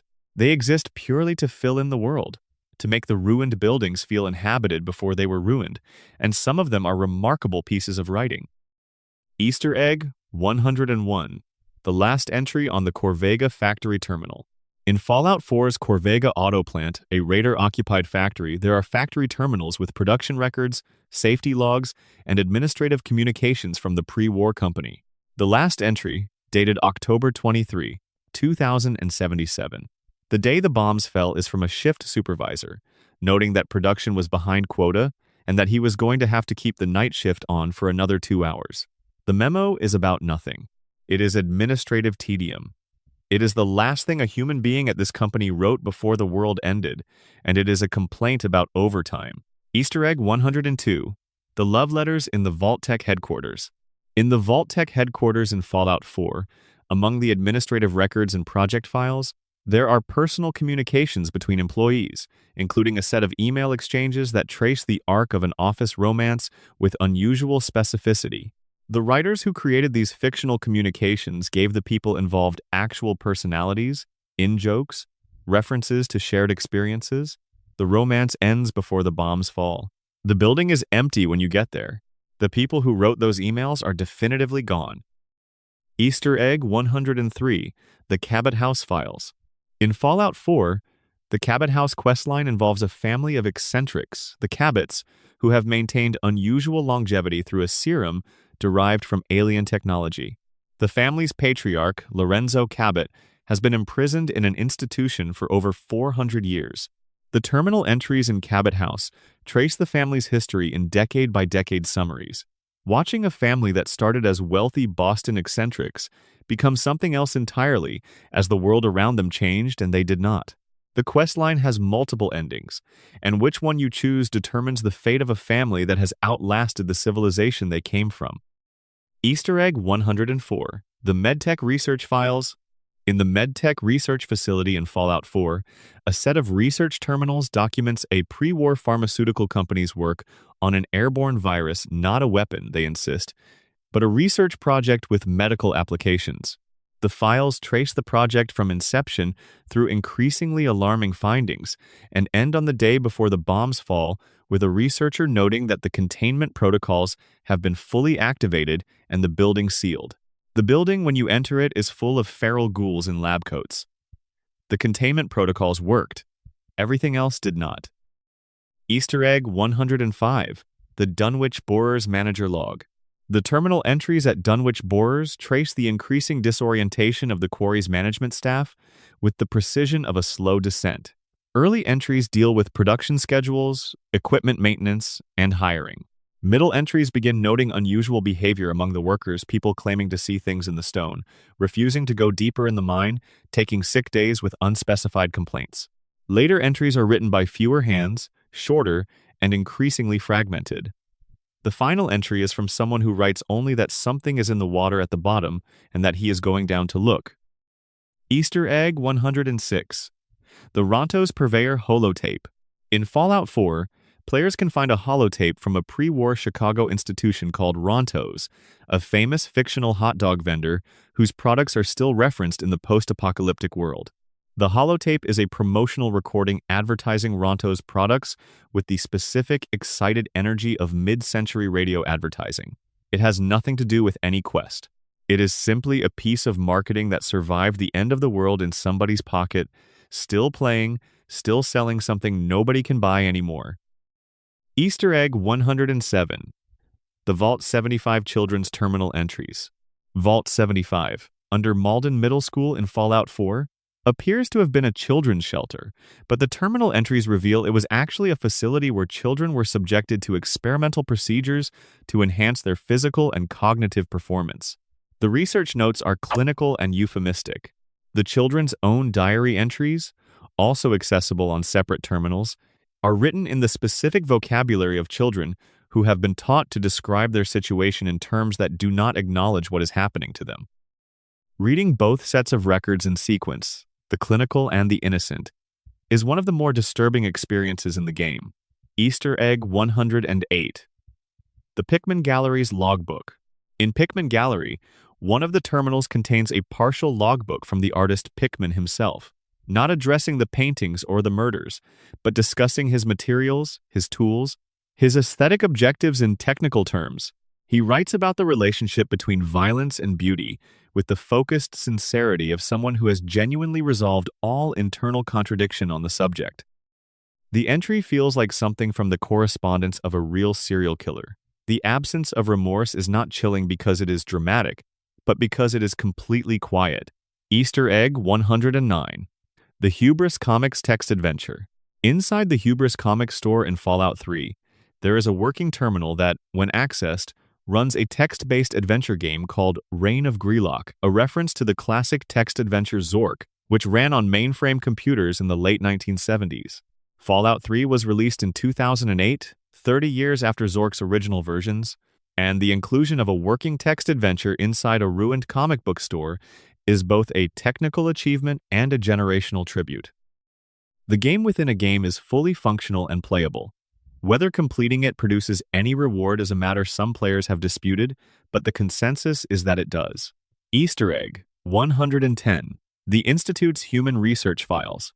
In the Institute, the ultra-secretive pre-war research organization that functions as the primary antagonist faction in Fallout 4, the research terminal entries trace the development of synthetic human beings from early mechanical models through increasingly sophisticated iterations. The later entries deal with the ethical debates that emerged within the Institute as the synths became convincingly indistinguishable from human beings, and the institutional decision to treat them as property regardless. The files are written with the specific quality of bureaucratic doublespeak, the language of people who know what they are doing is wrong and have developed a vocabulary to avoid saying so clearly. Section 11 New Vegas's Labyrinth of Secrets. Fallout.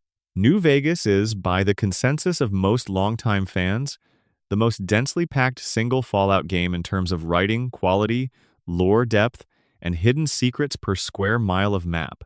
Developed in 18 months by Obsidian Entertainment, a studio staffed in large part by former Black Isle developers who had worked on the original games, New Vegas operates at a level of referential density that rewards obsessive engagement.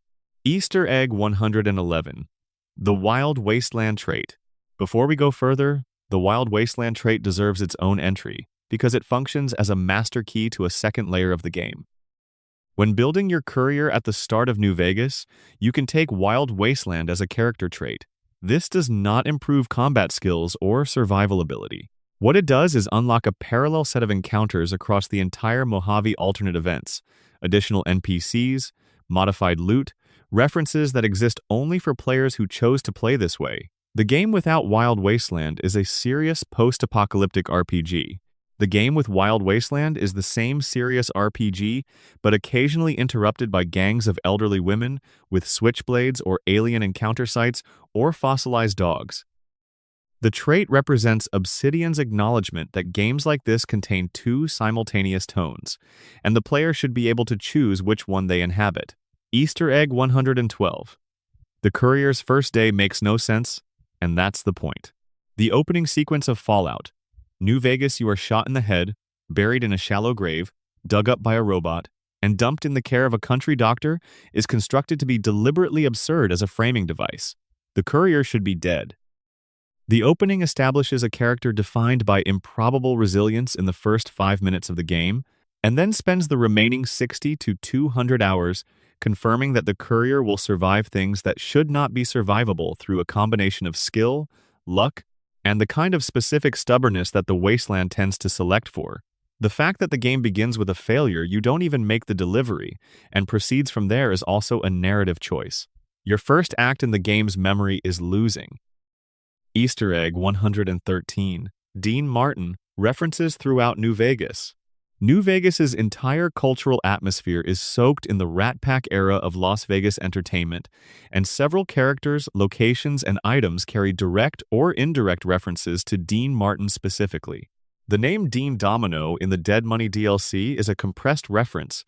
Scattered song references, Lounge Lizard aesthetic touches in the strip's performance venues, and the general tone of the game's approach to glamour and cynicism all carry Martin's specific brand of effortless, cool-as-coping mechanism.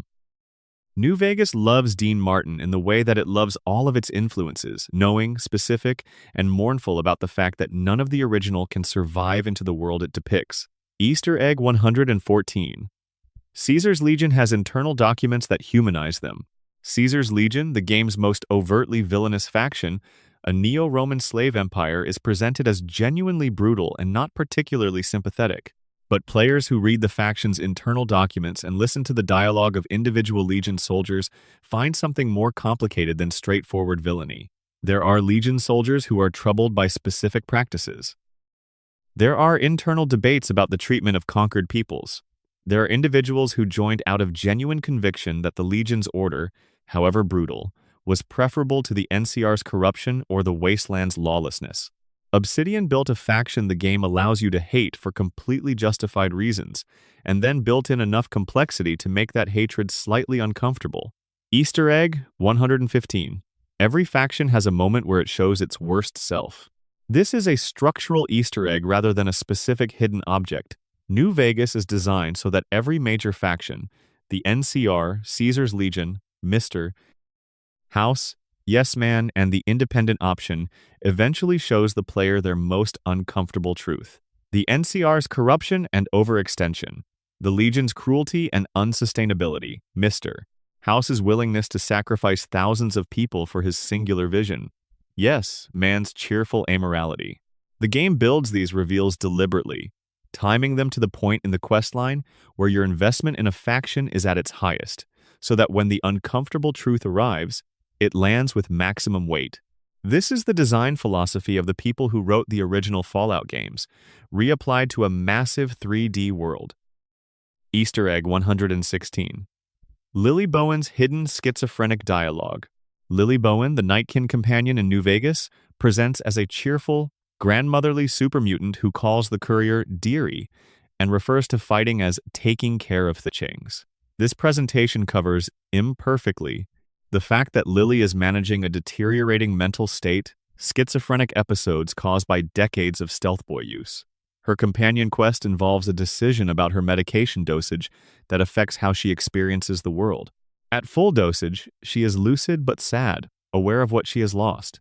At reduced dosage, she maintains a happier internal life, but becomes increasingly unstable and eventually dangerous. At no dosage at all, she recovers memories of her pre-mutation life and the grandchildren she had before being turned. The game does not tell you which choice is correct. Easter egg 117. The courier's number was not chosen randomly. You play as Courier 6 in Fallout New Vegas. You are the 6th courier employed by the Mojave Express for the specific route that delivers the platinum chip to Mr. House. The 5 couriers who came before you are all dead or missing. By the time the game begins, some killed on the job, some simply vanished. The Mojave Express uses a numerical designation system rather than names, which means that your courier has been reduced to a job number from the beginning. You are not the hero of the story until the story's circumstances make you one. You started as a replacement. Easter egg 118. The Burned Man is a biblical reference. Joshua Graham, the former legate of Caesar's Legion who was burned alive and thrown into the Grand Canyon after a military defeat, and who survived, returns in the Honest Hearts DLC as a deeply religious man struggling to reconcile his violent past with his new faith.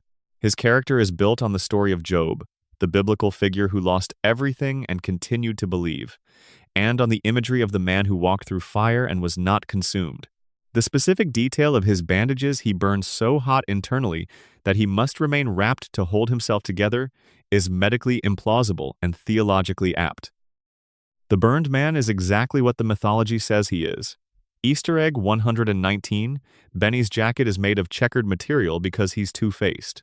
Benny, the main antagonist of New Vegas's early narrative, wears a distinctive black and white checkered jacket throughout the game. The pattern is referenced in period-appropriate Las Vegas fashion, but it is also a visual pun checkered patterns being associated with ambivalence, with mixed signals, with things that are neither one thing nor another. Benny is the man who shot you in the head, but who is himself being manipulated by forces he only partially understands. He is neither hero nor victim, neither competent nor helpless. The checkered jacket is a costume that says exactly what he is. Easter egg 120. Fallout New Vegas had an alternative ending that was removed. Data miners who dug into New Vegas's files found evidence of an additional ending sequence one in which the Courier could establish a fourth power structure separate from the NCR, the Legion, and Mr. House. This faction would have been built around the followers of the Apocalypse, the humanitarian organization that appears throughout New Vegas as a positive-aligned faction helping people regardless of political affiliation. The ending was apparently cut due to time constraints in the 18-month development window, which Obsidian has spoken about as being significantly shorter than ideal. The Followers ending is the game's most idealistic resolution, which may explain why the developers were reluctant to fully remove it even though it did not make the final release. Section 12. The meta, the weird, and the things that have no explanation. Some Easter eggs in Fallout do not reference anything. They are not tributes to other media, they are not in-jokes for the development team, they are not callbacks to earlier games in the series. They are simply strange, and they resist interpretation, and they are the ones that tend to stay with players the longest. Easter egg 121. Fallout 4's final secret. Todd Howard said there was one. No one has confirmed finding it. Every inch of the Commonwealth has been mapped, modded, dissected, and argued over for years. The secret either remains genuinely unfound, was quietly added or removed in a patch without announcement, or was discovered and attributed to something else without anyone recognizing it as the specific thing Howard was referring to. It is the ideal Fallout Easter egg. Its existence is confirmed, its nature is unknown, and everyone has been looking for it for almost a decade. Easter egg 122, Hallucigen Inc. and the gas grenades. In Fallout 4, there is a pre-war pharmaceutical company called Hallucigen Inc., whose Boston offices the player can explore. In the basement, there are gas canisters whose contents cause frenzy in any living thing, exposed to them making otherwise hostile enemies attack each other rather than the player. The canisters can be converted into grenades and carried. The company's name is Hallucigen. The product makes people unable to distinguish friend from foe. The product is in the basement of a pharmaceutical company in a game about a corporation that sealed people in experiential laboratories and studied their psychological breakdown. The joke is not subtle, but it is thorough. Easter egg 123. The Roach King in the Commonwealth. In Fallout 4, there is an unmarked encounter involving a radroach that has somehow acquired a small crown and wears it. The crowned radroach is called the Roach King in the community, though the game does not name it. It lives in a specific spot, does nothing special, and is simply there wearing its crown in the wasteland. There is no explanation, there is no quest. The Roach King is simply sovereign of its small corner of the apocalypse, and it rules without comment. Easter egg 124. The Crazy Cat Cabin. In Fallout 4, southeast of Walden Pond, there is an unmarked cabin that is not on any map and has no quest associated with it. Inside the cabin lives a man who is surrounded by cats. More than a dozen cats. The walls are covered in cat paintings. The decor has been arranged to provide comfortable resting spots for cats. The man sells cat meat and cat-themed outfits. The cabin is called the Crazy Cat Cabin by the community. It may be the most peaceful location in the entire Commonwealth, in a specific way that is either charming or deeply unsettling depending on your relationship to cats. Easter egg 125. The Vault-Tec sales pitch is real. Early in Fallout 4, before the bombs fall, a Vault-Tec representative knocks on the door of your home and signs you up for a Vault 111 slot. If you examine the marketing materials he leaves behind, they use the specific rhetorical techniques of real 1950s civil defense marketing, the appeal to family protection, the language of rational preparedness, the implication that not signing up would be irresponsible. The pitch works on the player character because it works on the Vault-Tec employee delivering it, who believes every word. The horror is that the vaults would have filled regardless of the experiment inside them, because the marketing was that good, and people were that frightened, and fear has always made the unthinkable sellable. Easter egg 126. Every Fallout game has a town with a secret society. This is a structural observation rather than a specific Easter egg, but it is consistent enough to be notable. Every major Fallout title contains at least one town or community that maintains a secret about itself that the player can uncover. Vault City in Fallout 2 maintains its citizenship restrictions and class system as an open secret. Rivet City in Fallout 3 has its founding history. Diamond City in Fallout 4 has its treatment of synths and the incident with the mayor. New Vegas has its casino hierarchies. The pattern suggests that the writers approach every community in these games with the same question: what is the thing this town does not say out loud about itself? Easter Egg 127. The Persephone Mission Easter Egg in the Pip-Boy. In Fallout 4, on Pip-Boy units found in certain locations, there is a remnant entry for an abandoned space mission called the Persephone Mission, a pre-war extraterrestrial expedition that was apparently underway at the time of the Great War. The mission files are incomplete and the mission's outcome is not addressed anywhere else in the game. Whether the Persephone crew is still in space somewhere, whether the mission succeeded or failed, whether anyone at Mission Control even remembered to be concerned about them in the 2 hours before the bombs ended civilization, none of this is answered. The mission is simply in the Pip-Boy, unresolved, flying somewhere at an unknown distance. Easter Egg 128. The Numbers Station Theory Revisited. The Numbers Station legend from Galaxy News Radio in Fallout 3 deserves a second look in this final section, because there is a version of it that might actually be real. Several players across the years have documented instances of the radio cutting to what they describe as a different kind of static, more organized than random noise, with a rhythmic quality. Whether this is an actual hidden broadcast, a processing artifact in the game's audio engine, or simply the human tendency to find patterns in noise, is impossible to verify without access to the game's source audio. The developers have said nothing definitive. The legend persists. Easter Egg 129. Fallout's world was designed to be archaeologically dense. The Bethesda development team and before them the teams at Interplay and Black Isle operated on a design principle that every location in the world should contain some evidence of the lives that were lived there before the bombs fell. Not just enemies and loot, but human residue, personal objects, written records, the arrangements of furniture, the food left on a table. The goal was that any space the player stopped in for long enough should reward contemplation, should produce a question or a small sadness or a flash of recognition. The Easter eggs and environmental storytelling in these games exist as an extreme expression of this principle. The games were designed to be haunted by the people who used to be in them. Easter Egg 130. War Never Changes. The Fallout series opening line War Never Changes, is delivered in a specific way in each title, adapted to the context of that game's setting and story. In the original Fallout, it is delivered over an old newsreel. In Fallout 3, it is your father's voice, the first voice you hear in the world.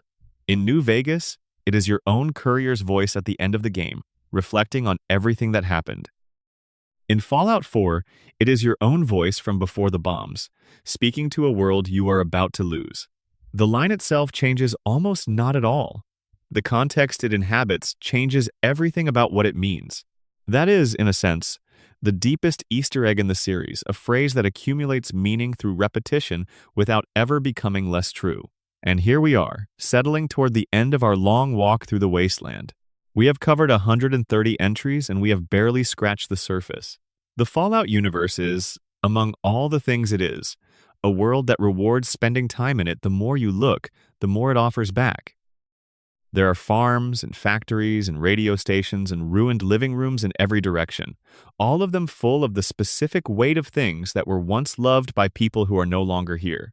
That quality, that particular combination of nostalgia and grief, and the stubborn persistence of small human things in the face of enormous catastrophe is why these games stay with people the way they do. Let us keep going. There is more to find. Section 13 Hidden Mechanics and Systems No One Told You About. Easter Egg 131. The Pip-Boy clock is real-time. In Fallout 4, the Pip-Boy displays a clock in the lower left corner of its interface. This clock tracks in-game time, but in certain corner cases and with specific modding setups, players have documented that the clock can sync to real-world time. Whether this is an intentional feature or an artifact of how the game handles time calculations has never been formally confirmed by Bethesda. Easter Egg 132. The Companion Affinity System has hidden tiers. In Fallout 4, Companion Affinity, the system by which your companions become more or less fond of you based on your actions, has visible tiers labeled neutral, liked, loved, and so on. But data miners found additional hidden affinity states that exist in the game's code but are never surfaced in the UI intermediate states between the labeled tiers that affect dialogue and behavior without any indication to the player that they have shifted. The companions are tracking you more precisely than the interface suggests. Easter egg 133. The radio signal fades when you enter buildings. The radio stations in Fallout 3 and New Vegas lose signal strength when you move indoors, a detail that most players noticed only subliminally, as the quality of the music slightly degraded when entering buildings. This is a simulation of real radio reception behavior, built into the audio engine as a fidelity detail that did not need to exist and that most players never consciously registered. Someone decided that the post-apocalyptic radio experience should behave like a real radio and built the code to make it happen. Easter egg 134. Luck affects critical hit rates in real time. The luck stat in the Speckle system governs critical hit frequency, but in Fallout, New Vegas, luck also quietly modulates a wider range of random outcomes including loot tables, encounter spawns, and certain dialogue check rules. Players who have run high luck characters document a noticeably different feel to the game's randomness, as if the world is slightly more favorable. This is intentional design, but it is never explained in the game's tutorials or item descriptions. The stat is named for the concept it represents, and then it simply quietly operates. Easter egg 135. The VAT system is based on the old turn-based combat, VATS. The Vault-Tec assisted targeting system that allows players to slow time and target specific body parts was designed by Bethesda as a way to preserve the strategic targeting system from the original turn-based Fallout games while making it functional in a real-time, first-person context. The original games allowed players to specifically target limbs and facial features during combat turns for varying mechanical effects, shooting out legs to reduce enemy mobility, targeting heads for instant kills, shooting weapons out of enemy hands. VATS preserved this targeting logic while adapting it for the 3D format. Players who played the original games first tend to use VATS differently from those who came to the series through Fallout 3. It reads to them as a translation of something they already understood. Easter egg 136. The bottle cap economy has a specific logic. The reason bottle caps function as currency in the Fallout universe, specifically Nuka-Cola bottle caps, is established in the lore of the original games. Before the bombs fell, the first group of Vault dwellers who emerged from Vault 13 in California needed a currency that could not be counterfeited or inflated. Bottle caps were adopted because Nuka-Cola production had ceased, meaning the supply was finite and fixed, and because the caps were physically distinctive and difficult to replicate without the original manufacturing equipment. Every trader in every Fallout game who accepts caps is participating in an economy built on that original post-apocalyptic monetary decision 200 years later. The currency has outlasted the civilization that produced the product it came from. Easter egg 137. Diamond City holiday decorations. In Fallout 4, Diamond City's decorations change based on in-game calendar dates. If the in-game date falls on Christmas or Halloween, based on the Fallout calendar, Diamond City will display appropriate holiday decorations, small trees, lights, carved pumpkins. The calendar tracks accurately to real-world holiday dates. Most players never encounter this because they are unlikely to be playing on the right real-world day at the right in-game time, and the game does not alert you to the change. Players who documented it did so by manipulating the game clock or by coincidence. Easter egg 138. The Fallout 4 settlement system has a hidden happiness cap. The settlement happiness system in Fallout 4 tracks resident satisfaction based on resource availability, security, and conditions. What the game does not explicitly tell you is that maximum happiness requires meeting specific threshold conditions that go beyond just providing sufficient food, water, and defense. There is a soft cap that cannot be broken through without meeting specific unlisted criteria, including having particular types of amenities that the game's UI does not identify as happiness-linked. The maximum theoretical happiness in Fallout 4 is 100, but reaching it requires discovering conditions through experimentation that the game never teaches directly. Easter egg 139. Enemy factions remember your past actions. In Fallout, New Vegas, if you have killed members of a particular faction, Raiders, Legion, NCR word gets around. Characters in that faction's orbit will reference events you were involved in, and some faction members will have specific knowledge of your actions that justifies their hostility. This is not simply a reputation meter, it is a system of shared information in which the Wastelands factions behave as though they have communications, networks, and institutional memory. Killing a fiend leader changes how fiends in that area respond to you in ways that go beyond simple faction-wide hostility shifts. Easter Egg 140. VATS has a rare Mysterious Stranger trigger. In the Fallout series, the Mysterious Stranger perk causes an unnamed gunman to occasionally appear and assist during VATS sequences. The trigger condition for this appearance is randomized, but the stranger's shot, when it connects, always kills the target regardless of that target's health.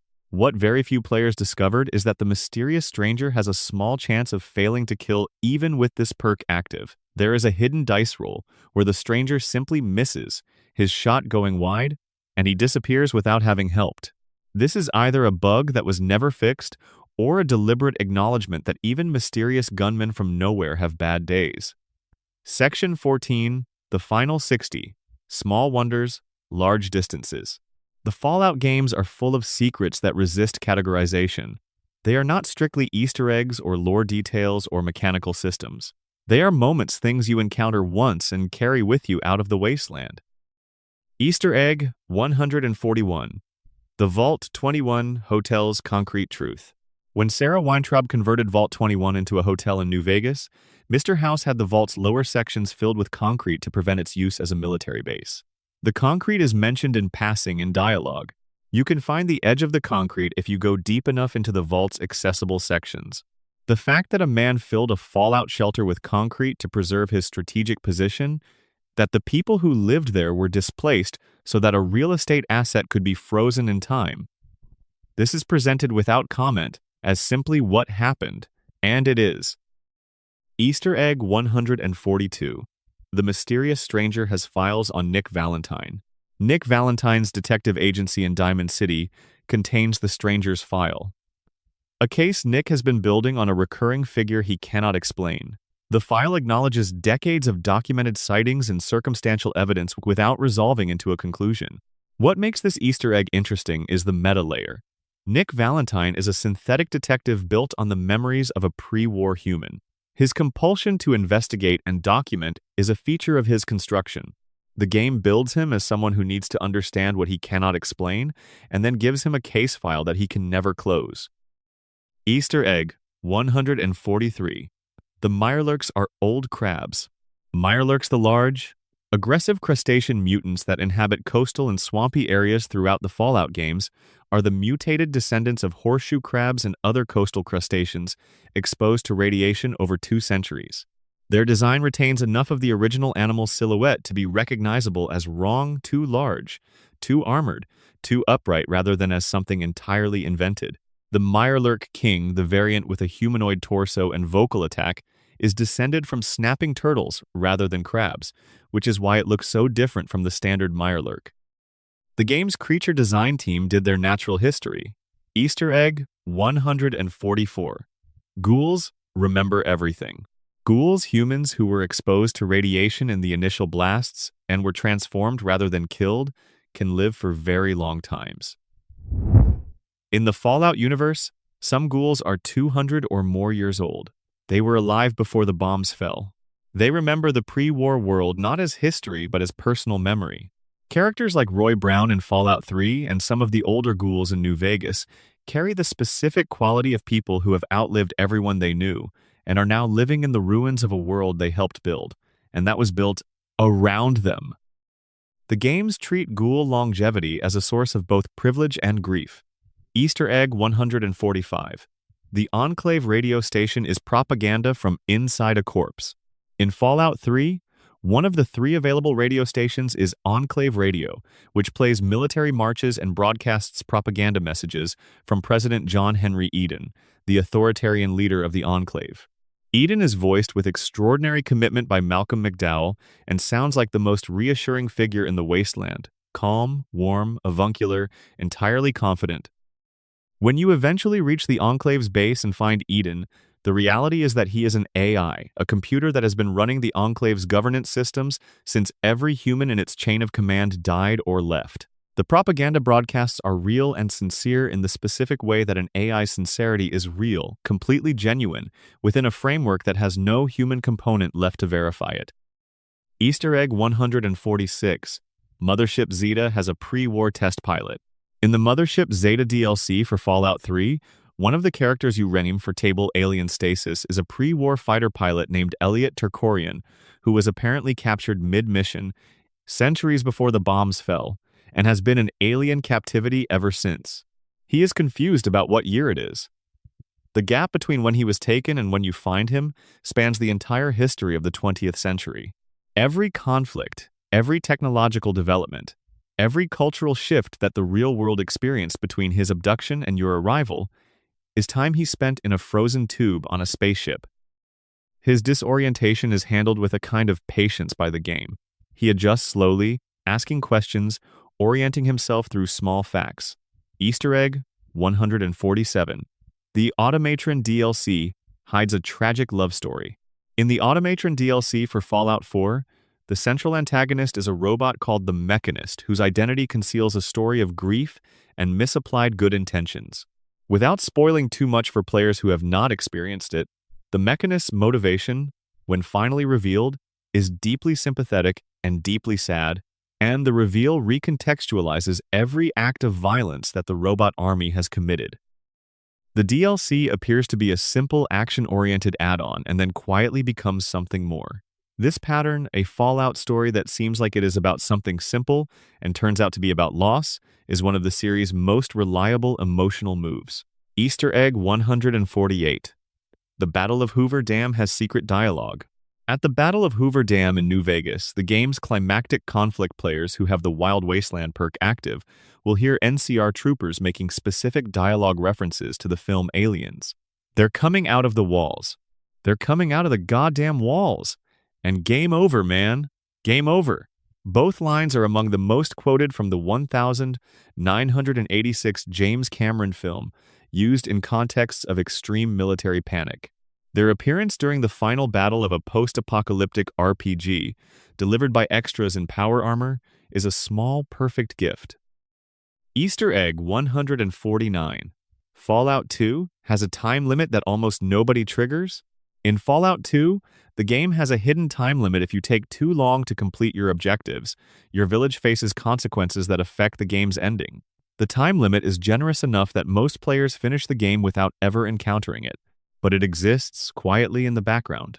As a pressure the world applies without announcing itself. The village that sends you out is waiting. Everyone who stayed behind is aging. Time is passing in the wasteland whether you are paying attention to it or not. Easter egg 150. The sole survivor's full name is never used. In Fallout 4, your character is identified throughout the game by others as the sole survivor of Vault 111, or simply as the Vault Dweller, or by whatever nickname emerges from the game's faction relationships. Nora or Nate, the names that the Pip-Boy registration screen suggests depending on your gender choice, appear in one specific context in the game's intro and then disappear. Nobody in the post-war Commonwealth knows your name. You entered a world where your name does not carry any context, where no one remembers what it was attached to, and where the identity you build going forward is based entirely on what you do rather than who you were. The loss of the name is part of the story of the Vault. Easter egg 151. The lore of Nuka-Cola, Quantum's blue glow, has a real chemistry basis. Nuka-Cola Quantum, the rare blue variant of the classic Fallout soft drink, glows in the dark because it contains strontium-90, a radioactive isotope. Strontium-90 is a real byproduct of nuclear fission, produced by nuclear testing and nuclear reactor operation. Its presence in a soft drink would be an extraordinary health hazard.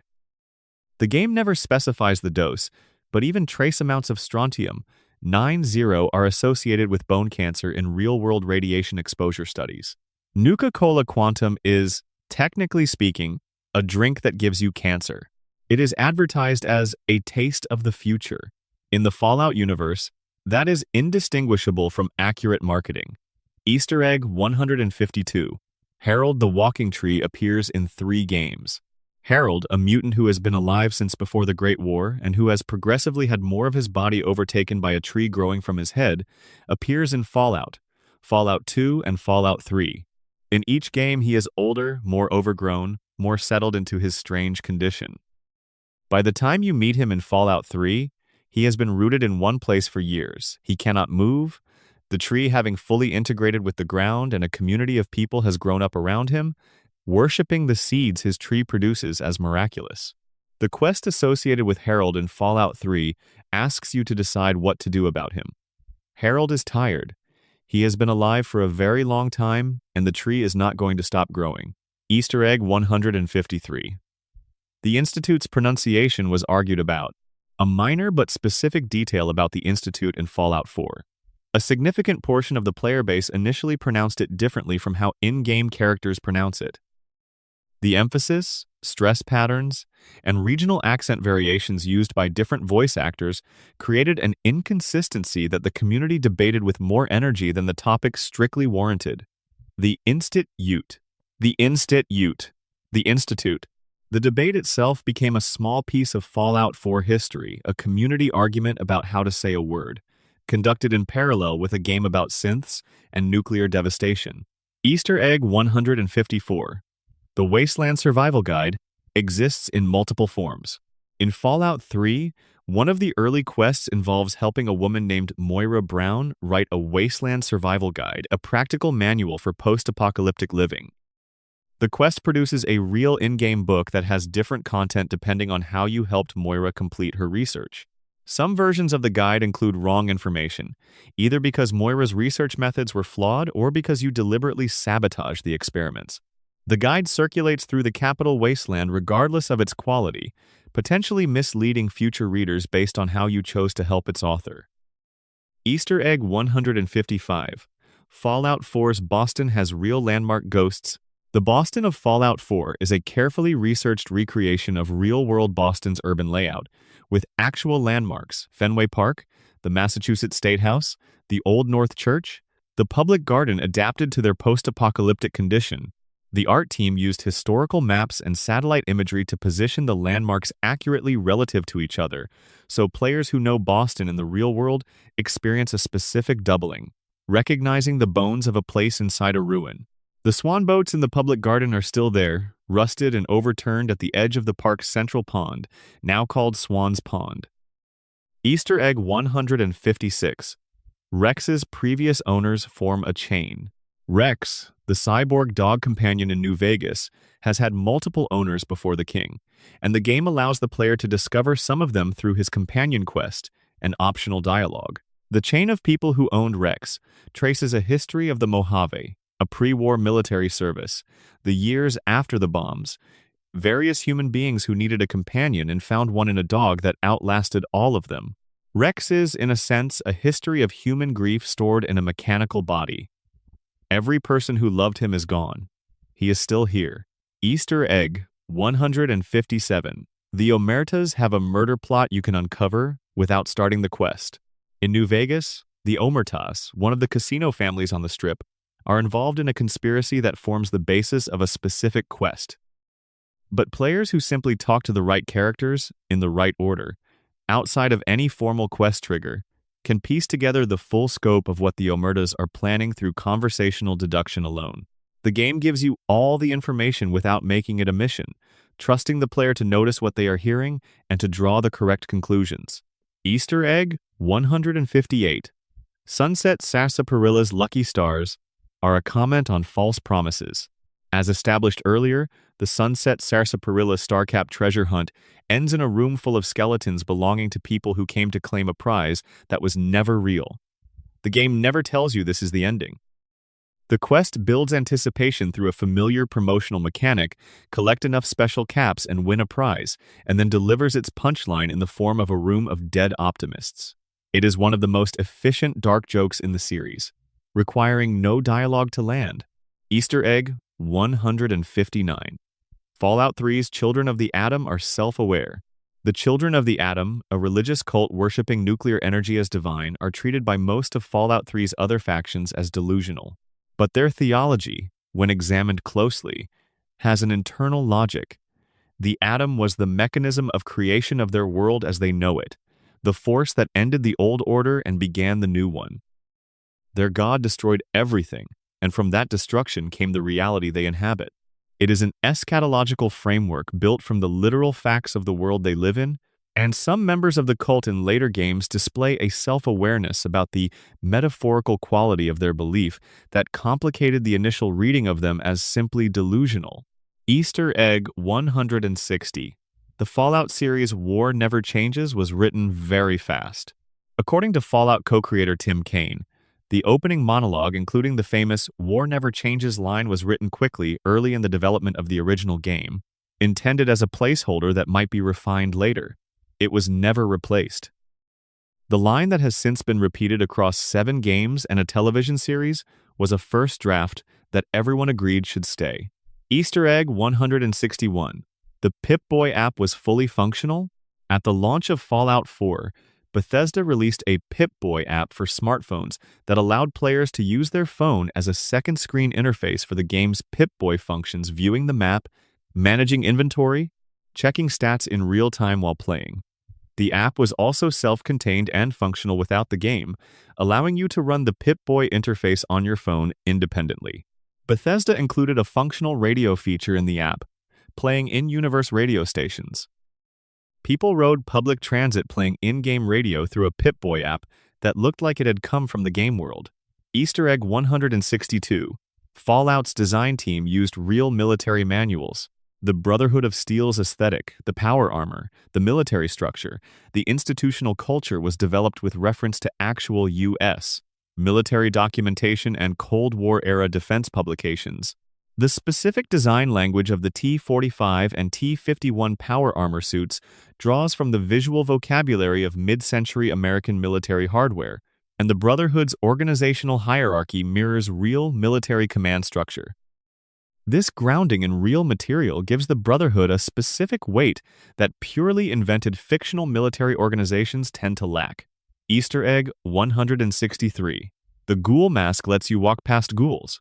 In Fallout 3, completing a specific quest in a morally complicated way, allowing Roy Phillips to enter Tenpenny Tower, produces a reward called the Ghoul Mask.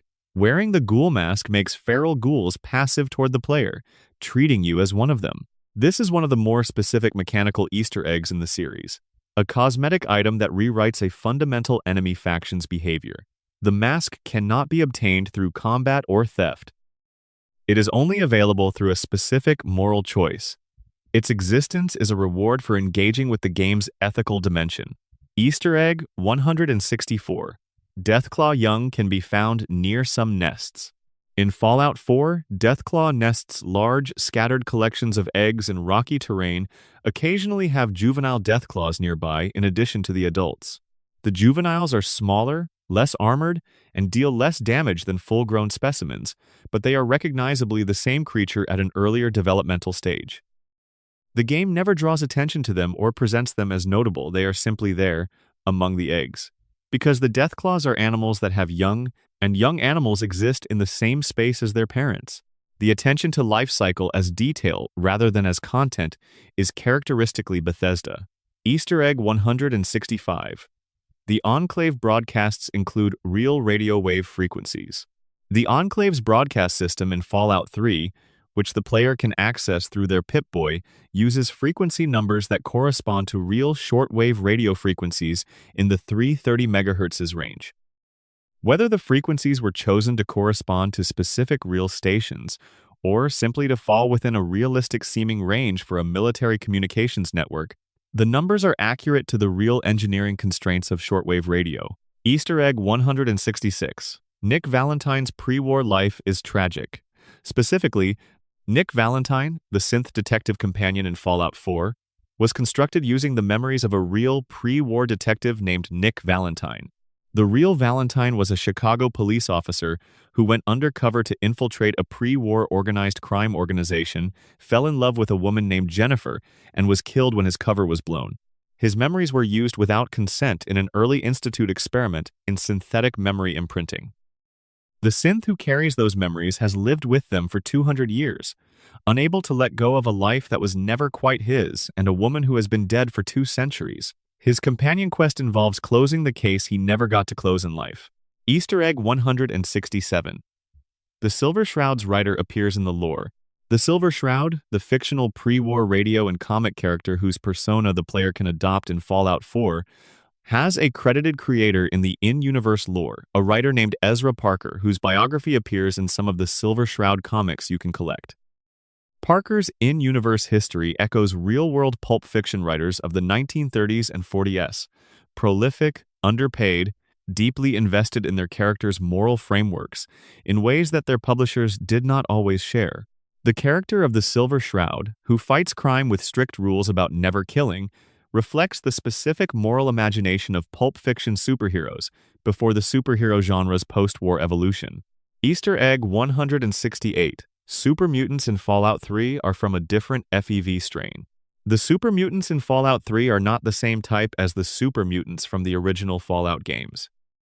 The Capital Wasteland's super mutants were created using FEV from Vault 87, which produced a specific variant more aggressive, less intelligent on average, and unable to maintain the intellectual hierarchy that the Master's super mutants had in the original game. The super mutant overlords in Fallout 3 are the closest to the original type, and even they are notably less sophisticated than their West Coast counterparts. The distinction is never explicitly explained in the game, but is established in the lore documents. Easter egg 169. The real reason. Rad scorpions are underground. Rad scorpions, the giant irradiated scorpions that appear in multiple Fallout titles, are found underground and in desert environments because they are descendants of regular scorpions, which are naturally adapted to both terrains. The mutation enlarged them and changed their venom chemistry but preserved the behavioral template. What the games do not address directly, but what the creature design implies, is that scorpions were already one of the most radiation-tolerant animals on Earth before the Great War. A rad scorpion is not so much a departure from the original animal as an amplification of capacities the scorpion already had. Easter egg 170. The feral ghouls move faster in darkness. In Fallout 3 and New Vegas, feral ghouls who have lost their human cognition and become predatory, actually do have a very slight movement speed advantage in low-light environments, implemented in the game's code as a behavioral modifier. Most players never test this directly, as encounters with feral ghouls rarely provide controlled conditions for comparing their speed in light versus darkness. But the code contains the modifier, which means someone made the decision to simulate the specific horror movie convention of threats being more effective in darkness.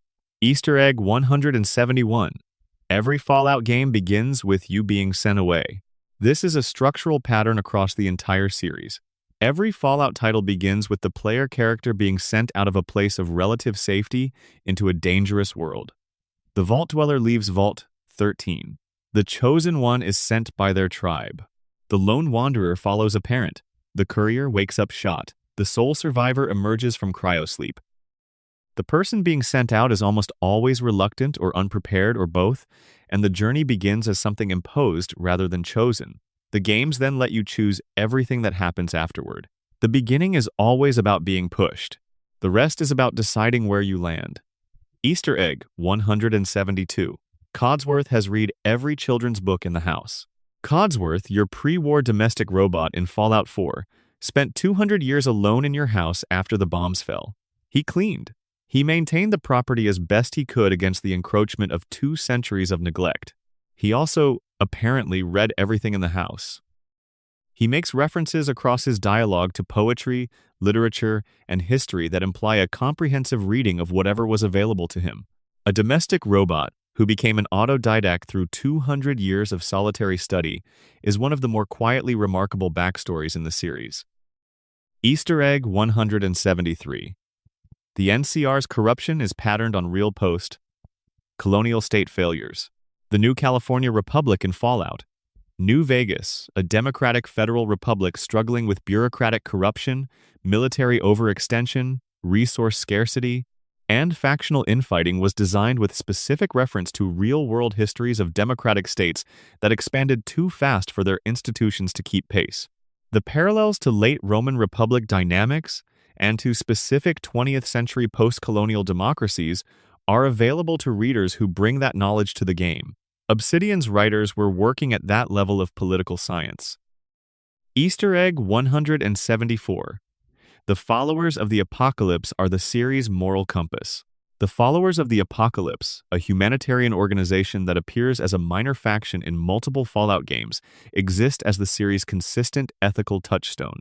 They have no military power, no territorial ambition, no political agenda beyond keeping people alive and educated. They document everything and take sides in nothing. In every major conflict across the Fallout games, the followers are providing medical aid to the casualties of both sides. Players who pay attention to the followers across the series notice that they are always there, always neutral, always working, and always under-resourced. They are the game's way of suggesting that the most moral position in a world full of terrible choices is perhaps to simply keep helping people, regardless of which terrible choice wins. Easter egg 175. The courier's bullet was recorded to establish the shot placement. The bullet that nearly kills the courier in Fallout New Vegas is described in medical terms by Doc Mitchell when he operates on you. He extracted a bullet from your head, specifically from a non-lethal location due to the specific angle of the shot. Benny's gunman was not aiming to kill efficiently. The courier was left alive because the gunman misjudged the shot, or because the angle of the desert terrain affected the trajectory, or because Benny underestimated the courier's capacity to survive. The game does not specify which. The imprecision of the violence that begins your story is part of the theme. You are alive because someone did the wrong thing slightly wrong. Easter egg 176. The wasteland always has children. Despite the apocalyptic setting and the apparent absence of functional civilization, every significant settlement in the Fallout games has children. Megaton has children. Diamond City has children. New Vegas has children in Freeside. The Vaults had children. This is not accidental. The writers made specific decisions to include children in these environments because their absence would imply a world without a future. And the Fallout series, beneath its darkness, is ultimately a series about the possibility of a future. The children are always slightly out of place in the apocalypse because they were designed to be. Easter egg 177. The Institute's name is a reference. The Institute in Fallout 4, the secretive research organization beneath the Commonwealth, takes its name from the Massachusetts Institute of Technology, the real-world university that occupies the Cambridge area of Boston. In Fallout 4's timeline, MIT apparently evolved in the decades between the Divergence Point and the Great War into something far more secretive and powerful than the real institution, eventually going underground literally and continuing its research in complete isolation after the bombs fell. The echoes of the real institution in the fictional one are part of the game's broader use of Boston's actual geography and cultural identity as raw material. Easter egg 178. The Wasteland's ecosystems are actually functional. One of the things the Fallout art and design teams got right about post-apocalyptic environments is that they are not simply empty and broken. The Wasteland has functioning ecosystems, predator and prey relationships, territorial animals, creatures that fill environmental niches. Radroaches eat food waste. Bloatflies serve a scavenger function. Mirelurks control aquatic zones. The creatures are not just obstacles, they are parts of a working ecology that developed in response to 2 centuries of radiation and selective pressure. The designers were thinking about ecology when they placed creatures, and the world is richer for it. Easter egg 179. Mama Murphy's site is a chem addiction story. Mama Murphy, the elderly Sanctuary Hills resident with the ability to see the future, presents her talent as a genuine mystical gift. Her companion questline involves the player deciding whether to keep providing her with chems to fuel her visions or to let her recover from her addiction. The implication in the subtext never stated directly is that the site is a product of long-term chem use, altering her neurological state rather than a supernatural ability. The visions are real, but they cost her something. Whether they are worth the cost is a question the game leaves to the player to answer, and the answer changes what Mama Murphy becomes. Easter egg 180, the Mechanist reference in Fallout 3. In Fallout 3, there is a comic book character called the Mechanist, whose adventures are documented in collectible comics scattered across the Capital Wasteland. The character recurs in Fallout 4's Automatron DLC with an entirely different identity in a way that rewards players who read the original comics years earlier. The callback is deep enough that players who encountered it described the experience as the game acknowledging their historical engagement with the series, a gift to the people who were still reading the environmental storytelling, long after most players had moved on. Easter egg 181, Vault Boy's Thumbs Up, has an alternative explanation. Beyond the nuclear blast estimation theory and the official just encouragement explanation, there is a third reading of the Vault Boy's thumbs up that sits somewhere between them. It is the gesture of a person who has decided that everything is fine in a situation where nothing is fine. The cheerful, raised thumb in the face of systemic catastrophe is not ignorance, and it is not reassurance. It is the specific human response to untenable circumstances that produces a smile and a thumbs up because the alternative is acknowledging what is actually happening. In that reading, Vault Boy is not naive and not deceptive. He is coping the only way available to him. Easter egg 182. The Mothership Zeta aliens were studying humans long-term. The aliens in the Mothership Zeta DLC have been abducting humans from Earth for at least several centuries, based on the dates of the other captives you encounter. The collection includes a samurai, a pioneer woman, a pre-war fighter pilot, and you. The aliens are not hostile in the science fiction sense of wanting to conquer. They are researchers, collecting samples across time, studying the developmental arc of human beings across historical periods. The horror of Mothership Zeta is not an invasion. It is a study. You and everyone else in the stasis pods are specimens. Easter egg 183. The Raider faction in Fallout 4 has regional variations. The Raider factions in Fallout, 4 Gunners, Rust Devils, Forged, and Standard Raiders each occupy different geographic regions of the Commonwealth and have distinct aesthetic sensibilities that reflect their territory. The Forged, who operate around the Saugus Ironworks, have incorporated forge and fire imagery into their aesthetic. The Gunners have a quasi-military structure. The Rust Devils in Automatron use salvaged robot parts. These distinctions suggest that in the absence of centralized authority, small violent communities develop their own cultures based on available resources and geographic context, a micro-sociology of post-apocalyptic tribalism visible in the visual design of enemy factions. Easter egg 184. The Railroad has a passphrase puzzle that connects to history.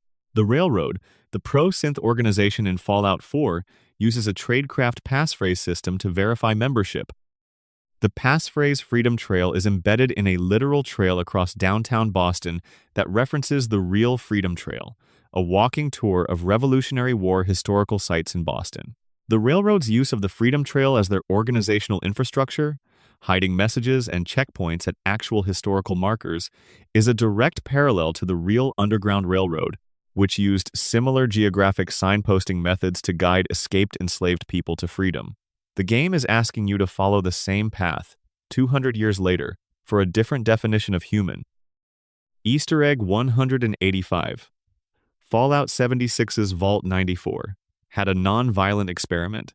Vault 94 in Fallout 76, the multiplayer Fallout title set in West Virginia, was designed to study how a community of committed pacifists would function in the post-apocalyptic wasteland. The Vault's residents were selected for complete non-violence and equipped with resources to survive without conflict. The experiment's results, which players can discover through the Vault's records, are not encouraging. The broader Fallout universe's answer to the question, "What if people just refuse to fight?" is complicated and not particularly optimistic. But Vault 94's records treat the people who tried with a specific kind of respect that other vaults do not always extend. Easter egg 186. The in-game newspapers tell a pre-war story. Throughout the Fallout games, pre-war newspapers, the Collapsed Inquirer, various regional papers can be found in rubble, and the headlines and stories they contain fill in the final months and years before the Great War. Reading them in sequence, across multiple games, assembles a picture of a world sliding toward catastrophe while its media simultaneously reported on celebrities, local politics, sports results, and editorial debates about whether the resource wars were becoming too costly. The juxtaposition between the scale of what was happening and the smallness of what was being discussed is one of the series' more devastating uses of found text. Easter egg 187. The robots grieve in their own way. Several of the robot companions and NPCs across the Fallout games exhibit behavior that suggests their programming includes something functionally similar to grief. Codsworth waited for 200 years. KLEO in Good Neighbor speaks with a flat affect that conceals, the game implies, specific emotional processing. Codsworth's immediate recognition of you, upon your emergence from Vault 111, and his subsequent behavior, is written to suggest that the waiting was not simply an execution of instructions, but something that had weight for him. The games leave deliberately ambiguous the question of whether the robots are conscious, and that ambiguity makes every interaction with a robot who has been waiting for something slightly more affecting. Easter egg 188. The Fallout world still has taxes. In the post-apocalyptic wasteland, taxation as a concept has not entirely disappeared. Some in-game documents from functioning settlements reference a kind of informal tax system, fees or tithes, paid in caps or supplies to local governing structures in exchange for security or services.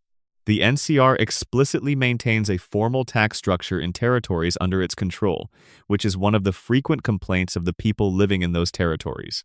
The idea that paperwork, bureaucracy, and formal obligations survive the end of civilization intact is part of Fallout's broader satirical posture toward the institutions of the pre-war world. Easter egg 189. Children of the Atom in Far Harbor have a theological counterpart. In the Far Harbor DLC, the local Children of the Atom chapter has developed a theology specific to the island's unique environmental conditions. The radioactive fog that blankets the island is, to them, a manifestation of their deity's presence. Their leader, a woman named High Confessor Tectus, represents the more militant edge of the faith, while a character named Confessor Martin holds a more moderate position. The internal theological debate between them is written with enough specificity that it reads as a genuine representation of how religious communities evolve in response to crisis, rather than a parody of religious belief.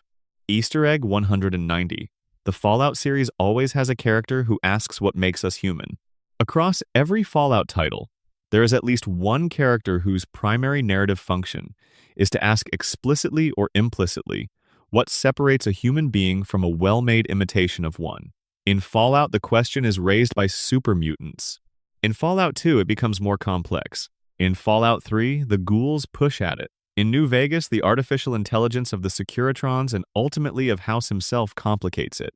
In Fallout 4, the synths make it the game's central theme. The question does not have an answer that the games are willing to provide definitively. The asking is the point. Easter egg 191. The Fallout intro was always about the gap between optimism and reality. The original Fallout opens with a black-and-white newsreel-style footage of Cold War America suburban families, atomic energy promises, and the cheerful domestic future being advertised while the bombs were being built. This juxtaposition, the sincere promise of a better life being built on top of the systematic preparation for catastrophe, is the foundational irony of the entire series. Every piece of pre-war advertising, every cheerful Vault-Tec pamphlet, every sunny Nuka-Cola commercial is a variation on the same original joke. They told you it was going to be wonderful, and here is what it actually became. Easter egg 192. The metatext of Fallout 4 acknowledging the player. In Fallout 4, there is a moment late in the Institute questline in which the head of the organization essentially acknowledges that the sole survivor has arrived from outside the system and changed it through their presence. The dialogue in its context reads as the game's narrative, acknowledging that the player has been navigating a world that existed before them and will continue to exist in some form after them. It is a moment of quiet metatextuality in a game that generally avoids directly acknowledging the player's role as an external agent, and it lands with a strange quality of being spoken to that the game otherwise restrains. Easter egg 193. Fallout's universe was once planned as a multiplayer game. The original Fallout was briefly envisioned in early development as a game called Vault 13 that would have allowed multiple players to inhabit the same wasteland simultaneously. The concept was abandoned before significant development, And the single-player RPG that emerged is, by the consensus of most fans, a much better fit for the franchise's emotional content. The multiplayer concept did not surface again until Fallout 76 in 2018. Whether the original creative team's instinct against the multiplayer format was correct, or whether it was simply impractical given the technology of 1994, is a counterfactual. The franchise eventually answered empirically. Easter egg 194. The Lone Wanderer's character is built on their father's work. In Fallout 3, your father James, voiced by Liam Neeson, left the vault when you were a baby and spent decades working on Project Purity, an effort to create a water purifier that would clean the Potomac River. Everything you are as the Lone Wanderer is downstream of that choice.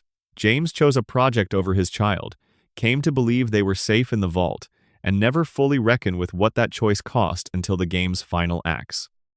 Fallout 3 is, among many other things, a story about the relationship between a parent's mission and a child's formation, and the ways in which the good things we build can be built at someone else's expense. Easter egg 195. Every Fallout has at least one moment of unexpected kindness. This is perhaps the most quietly important structural fact about the series. In a world designed to be brutal and cynical and full of evidence of humanity's worst impulses, every Fallout game includes specific moments of unexpected generosity, warmth, or care. A ghoul who gives you their last stimpak, a tribe that shares their water. A robot who waited 200 years because he was not programmed to do anything else and found in the waiting something that functioned like loyalty. These moments are not the point of the games in the sense of being their stated theme. They are more important than that. They are the reason the games are not simply exercises in nihilism. The wasteland is hard, but it keeps producing people who are kind to strangers. Section 15. The Last Five and the Vastness of What Remains. Easter egg 196. The Fallout franchise has a hidden continuity of small dogs. Across the original Fallout, Fallout 2, Fallout 3, and Fallout 4, there are small dogs, not dog meat, not war dogs, just small domestic dogs who appear in specific settlements and communities and carry no loot, serve no quest function, and have no special behavior. They simply exist in the game's world as pets.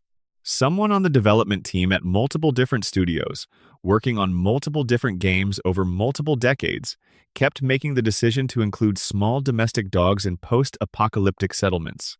The dogs are never explained. They do not need to be. Easter egg 197. The Fallout holotape games are functional. Throughout Fallout 4, players can find holotapes containing full minigames Atomic Command, Grognak and the Ruby Ruins, Pitfall, and Red Menace. These are fully realized retro games, playable to completion within the Pip-Boy interface. They are not visual gags or reference objects. They are games within a game, built to the level of completion that an actual late 1970s or early 1980s arcade game would have been. The development resources that went into creating these functional mini-games are not nothing. Someone at Bethesda spent real time making real games to be found inside another game, to be played on a fictional wrist-mounted computer. Easter egg 198. The Fallout world has a working calendar and your character tracks it. The Pip-Boy in every Fallout game tracks in-game date and time. Players who have compared notes discovered that this calendar is not random. It uses a consistent date system across titles, and events mentioned in lore documents and historical records can be triangulated to verify their placement in the in-game timeline. The Fallout universe has a history that is internally consistent in its dating. The Great War happened on the 23rd of October 2077. You can arrive at that date by working backward from in-game documents. The world was built with this specificity, and the specificity is there whether anyone checks it or not. Easter egg 199. The first word of the series is war. The first word of the first Fallout game's opening narration is war. The sentence continues.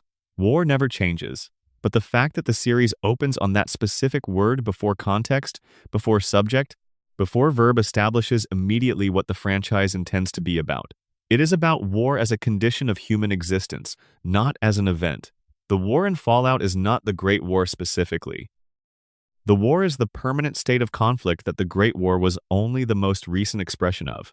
Every subsequent game in the series begins from that premise, and builds its world on it. Easter Egg 200. The Wasteland is still out there.